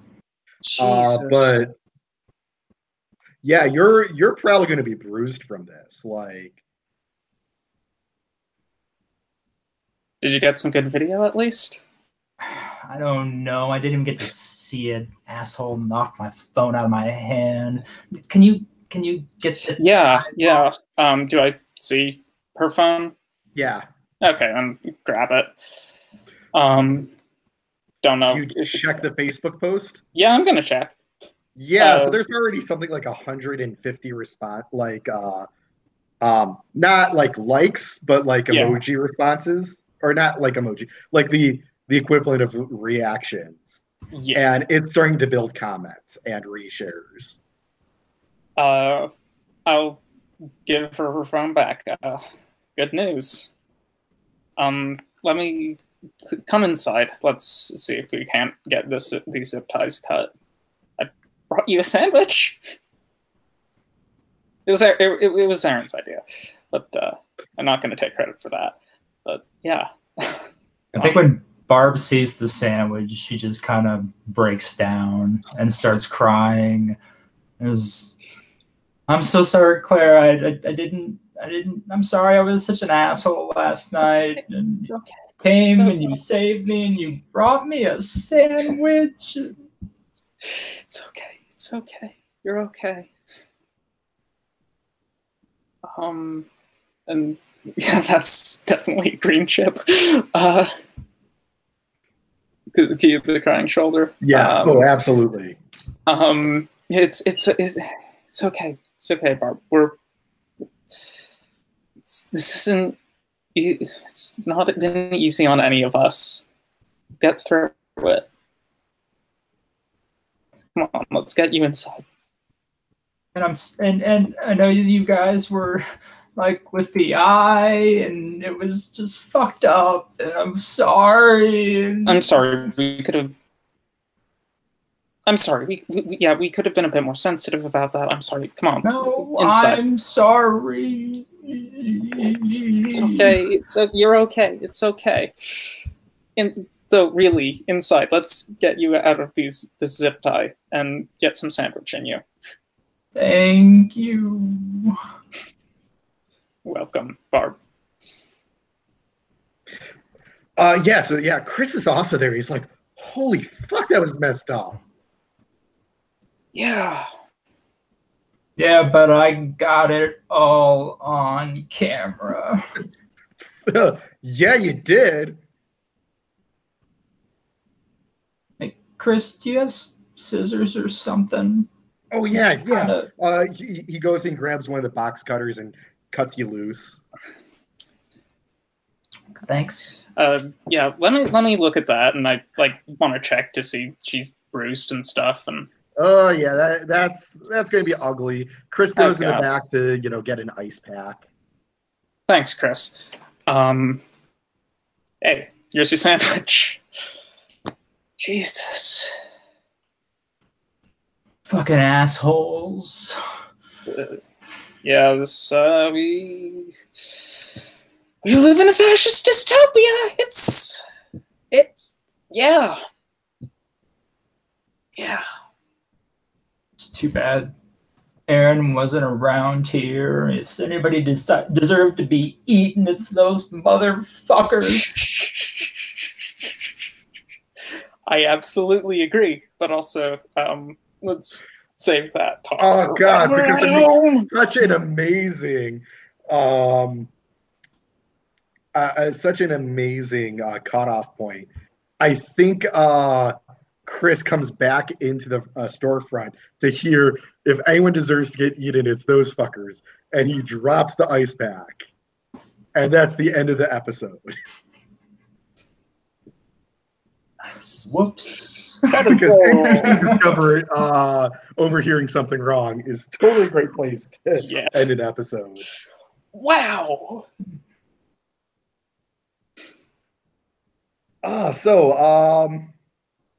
Let's unpack a little bit, especially because I wasn't sure if that was a great idea to get into such real world, but you guys really rolled through it. So I definitely wanted to give us a chance to unpack, unwind, respond, make sure everyone's okay with it, because I know this is a really stressful time for a lot of people, especially with that issue. At first I was definitely going, oh, come on. And then I was going, but wait, I can eat all my problems in this game. I want to eat those guys. Yeah, I mean, we were talking about finding out who deserves to be eaten, and we did find that out. It also, I thought it would be a good thing for the moral compass to really shine outside of the moral dilemmas that you guys faced, like just a clear-cut issue where Barbara's character had an opportunity to stand up for what she believed in. I assume that's what Barbara would stand up for, from what we've seen from her. Yeah, because, I mean, Barb hadn't had much of a chance to be, like... She had been mostly, like, in terms of attitude, like, antagonistic towards the rest of the family. And, like, if there were a TV show, like, she would not have been, have gotten the chance to really be, like, the hero of the story. But I liked that gave her, a chance to really shine and, like, see the other side of that very strong moral compass. Like, sometimes it's a pain in the ass, but... It was nice to have an opportunity not to be the wet blanket, because that's what she's been the whole time. Yeah, that's the word I was looking for. Yeah. No, and I mean, if you've seen the show, the moral compass is totally the daughter who like acts out because of all the fucked up shit going on. But we want for those watching, this game was definitely inspired by the Santa Clarita Diet. But at the same time, it's like, well, there's the internal moral dilemmas and navigating that, and that's very important for the moral compass. But I think the moral compass also needs some external things that they can demonstrate. That it's not just a hey, I'm getting on the family's case. It's I stand up for what I think is right and wrong. And it kind of helps put a good view on it. And sometimes it's hard for players to recognize, oh, hey, this helps balance it out. But me, being able to, I kind of am aware that, hey, this is something that the moral compass needs. Is it can't just be about the morality of the family. It has to be morality in other places as well. No, it was good. In that sense, it kind of functioned like the Desires do. It made it so that it wasn't just about the family struggle, that there was something outside of that to kind of play through. It also gives you something to build off of for those desires, because this is now you can start doing things with public action is things that you want to accomplish, and those totally work for those desires. So tune in next time when we're gonna eat some ice. That said, let's go ahead and start ticking off for the final crisis. A lot more chips today. Real quick, before you count those up, did I get one white chip for forgiving Claire for... I warned them not to do the thing with the eye, and then I forgave them in my crying fit? Or does that not count? Well, the thing is it's if it goes badly, and we don't know if it's gone badly or not. If taking out the eye was the right decision or not. Or would it be...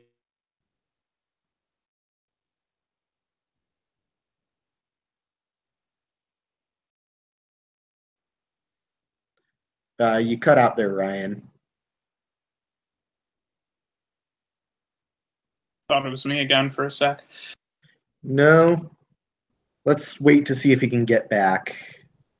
I'm back. Okay. What were you saying? So under the key of I told you so, I was trying to forgive Claire for doing all that stuff with the eyeball when I told them not to. But it's possible that it didn't go bad relative to what they were doing, so maybe it's a red chip instead. Yeah, I think it's still up in the air. Okay. Obviously, if it turns out bad, you've already forgiven them, so it'd be a white chip. Okay. In fact, you don't have to tell someone you forgive them. You just have to decide, hey, do I forgive them for it or not? So I think that one still feels pretty up in the air, especially because I forgot to pull in consequences for people asking about it. But then again, it's one of those do I ask about it? Do I not ask about it? It seems rude to ask about it. Maybe I'll wait for the right time to ask about it. That sort of thing. Cool. That's how I was going to play off the fact that I forgot to. It's all good. So we had 6 green chips that left in the bag. So definitely getting a big chunk towards that golden opportunity.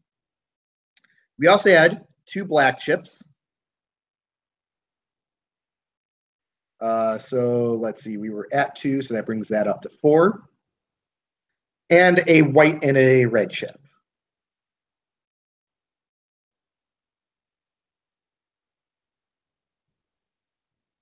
So it's looking like next session we may get a foreshadow, or we might trigger the foreshadow for the golden opportunity.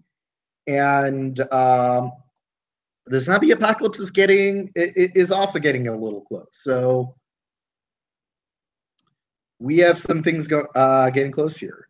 At this point, let's talk about the game a little bit.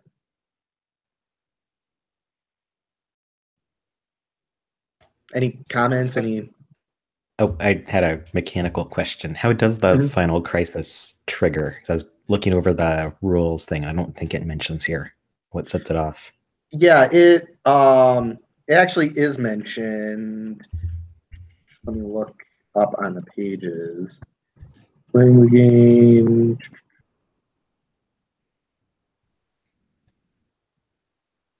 Family. Ending the game and playing the final crisis goes into I was looking through that, and it says that you can force it if you want, but it doesn't say when it would normally trigger. Okay.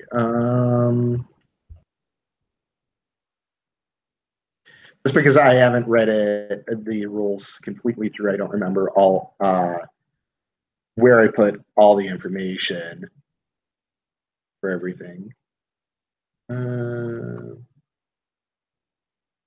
It might be with the GM rules. Running the game. Let's see. If the so it's under zombie moves. If the crisis total of any color hits the halfway point, foreshadow the coming crisis in the next session. If the crisis total of any color fills up, the game is over.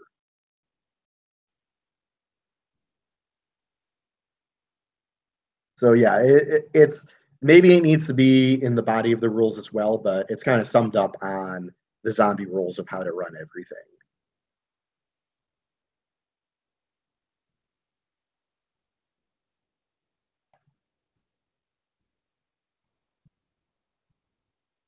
Does that answer your question, Ryan?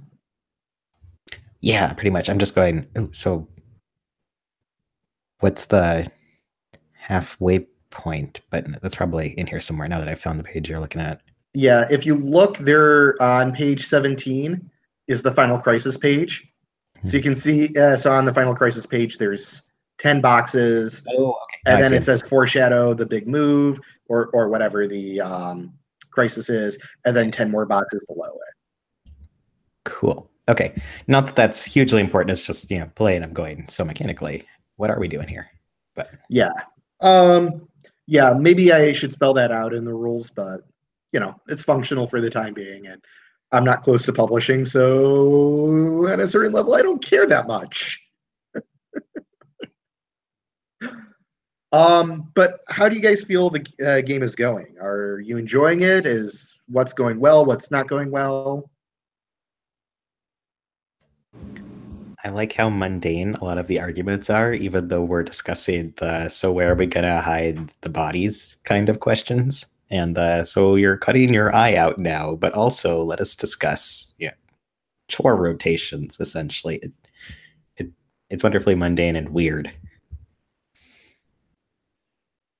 I think it might just be sort of this particular family, but it seems like the confidant role would shine up like a lot brighter with a bigger family and just more intricate web of secrets. So I think like struggling to have opportunities to turn some of those keys every so often, but who knows what will happen.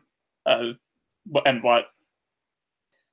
But I guess there's only one, one pair of people that aren't Claire.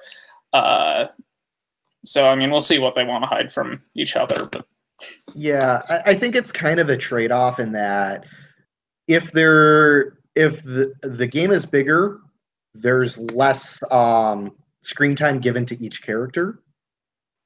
But at the same time, I think most roles work better the more people are in the family. Because the more people in the family, the messier the connections, the harder, the more actually, I think the more opportunities it is to trigger most of those keys. Some of them are a little static, especially with the changed. They're kind of like the changed is supposed to be kind of constant, but like I think there's more opportunities for the moral compass to get involved and for the confidant and really for a lot of those roles with bigger families. Yeah. I would have loved to have a fourth player for the game. I personally don't like managing 5 players, which is why I capped it at 4 players. Unless it's a game that's specifically designed for it. When I have done way more playtesting on this game, I'll probably try it as a 5-player game just to see how it works. But for the time being, I want to be in my comfort zone. Yeah, because so far, I think Claire has been a lot more of like a mediator than like some confidant stuff, but I think that's like they've been basically a mediator between Aaron and Barb a lot of the time, it seems, and I like that dynamic, and I really like the characters. I like figuring out who Claire is. I love the story we're telling, but just in terms of being the confidant, yeah. I mean, I think you're hitting your stuff pretty regularly. I mean, it's what you've had 2 confessions and like 3 or 4 crying shoulders over the course of 2 sessions. Did I have that many crying shoulders? Huh. I guess, yeah. There were some emotions. I mean, the thing is so far you guys haven't had a lot of secrets from each other. So, being able to hit that trust stuff has been a little bit trickier. But yeah, and that's mostly what I'm thinking of. And again, I think that's partly because we're just such a good truth-telling family. But also, it does, the number of secrets with 4 players is so much. The potential is so much greater. And so much that web becomes so much more complicated instantly with just 1 more player. Yeah. I mean, on the other end, we've only had like a session and a half of playtime. That too. So, there's still a lot of opportunities to build up some secrets here. Absolutely. Well, and I'd been going, but I should be, open and good and stuff because I don't want to play toward the dysfunctional, double lives and so many secrets. And given that I'm already solving my problems by eating them, I didn't want to force us into falling apart as a family. But, well, yeah. And that's part of the struggle. I mean, honestly, the key of betrayed trust is one of those things like, it's a hard decision when you activate that. Like, you are basically, saying, I'm going to deny someone privacy because I think it's for the good of the family, is effectively what you're doing. So, but yeah, no, I totally get your point, and I envision this game being best with a changed and 3 other family members. I do feel like that even though it has only been 2 sessions, I'm glad that we've had more than 1, because I can only, especially for my character, I feel like I didn't really quite get her in the first session, but this one I feel like the connections to both Aaron and Claire, I understand them a little better having played 2, and I can only imagine it'll get better the more we play too. So I'm glad that we have this opportunity to play more than just a one-shot. Yeah, absolutely. And that's actually why I'm starting to move towards the 6-episode format instead of the kind of standard Gauntlet 4, is because I realized from when I ran Night Witches as a 6-episode that it takes a lot of people about 2 sessions to really connect with their characters.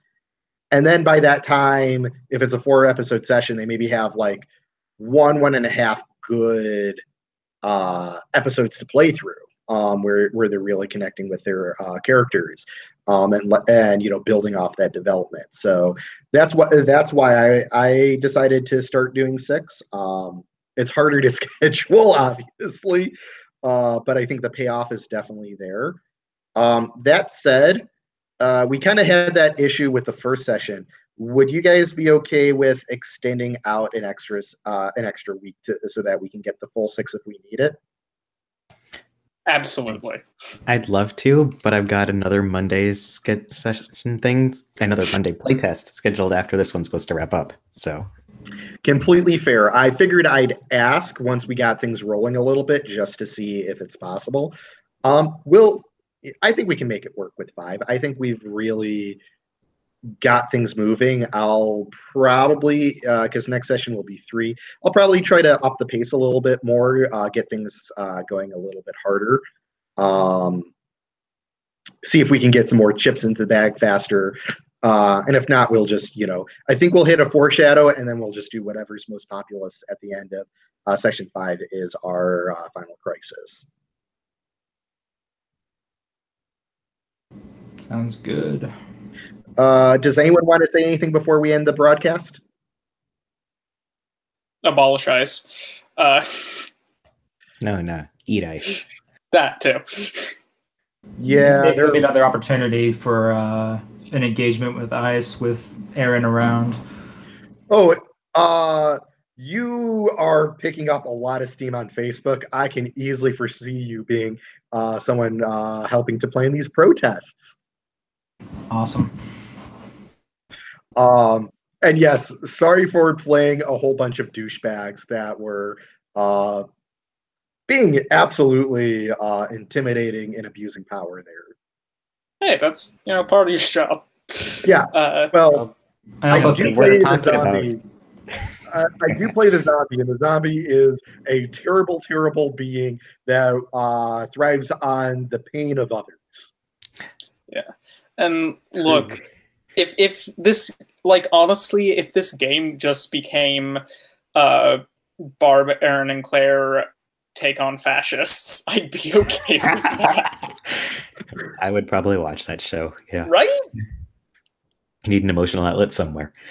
And Yeah. I do like how Barbara, I was going, okay, Barb, then tell me who I'm allowed to eat. And now suddenly there's some groups that maybe she wouldn't be opposed to.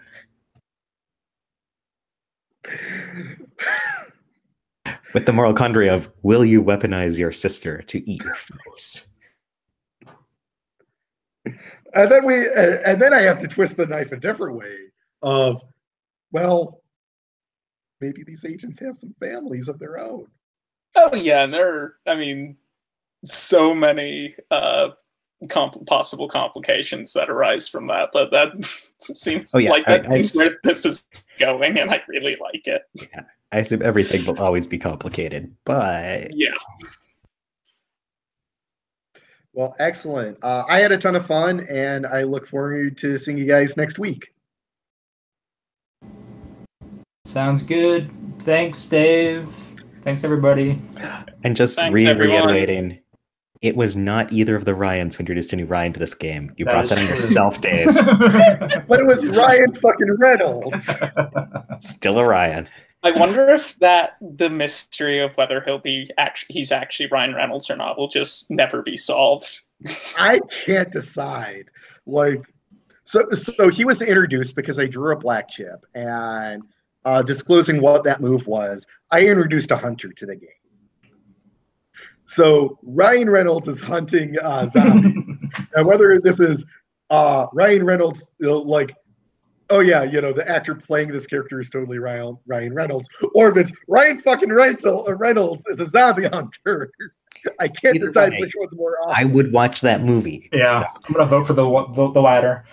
Yeah, and I like the idea of that question never being answered. It's just being like, is that actually Ryan Reynolds or just somebody who looks like him? Has the name. Did Ryan Reynolds just decapitate the chief of police? What is... Yeah, no, I like the idea of keeping it a mystery, honestly. That saves you from having to decide. I'm going to think about. I'm going to have to think about that, but yeah. So what's funny is the last time I introduced a hunter, it was this guy with a greasy long hair and a greasy beard who just kind of like was like it sounded like he was stoned all the time, but more like nervous stoned. Like, yeah, I'm looking for this guy who's been jogging around. Maybe covered in blood or something. He was driving around in a beat up van that said Slayer on the side. Oh, I was like, okay, I can't do him again because as much as I love that Slayer, I can't do the same Slayer over and over again. So I'm like, what would be different? Okay, government spook type. You know what? Fuck it. Let's make him look like Ryan Reynolds. And now instead of doing government spook, he's probably just sorry. I love this game. Well, thank you so much for that.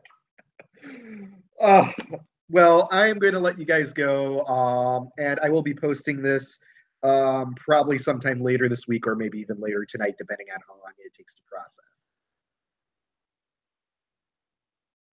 Well, night. Night, y'all.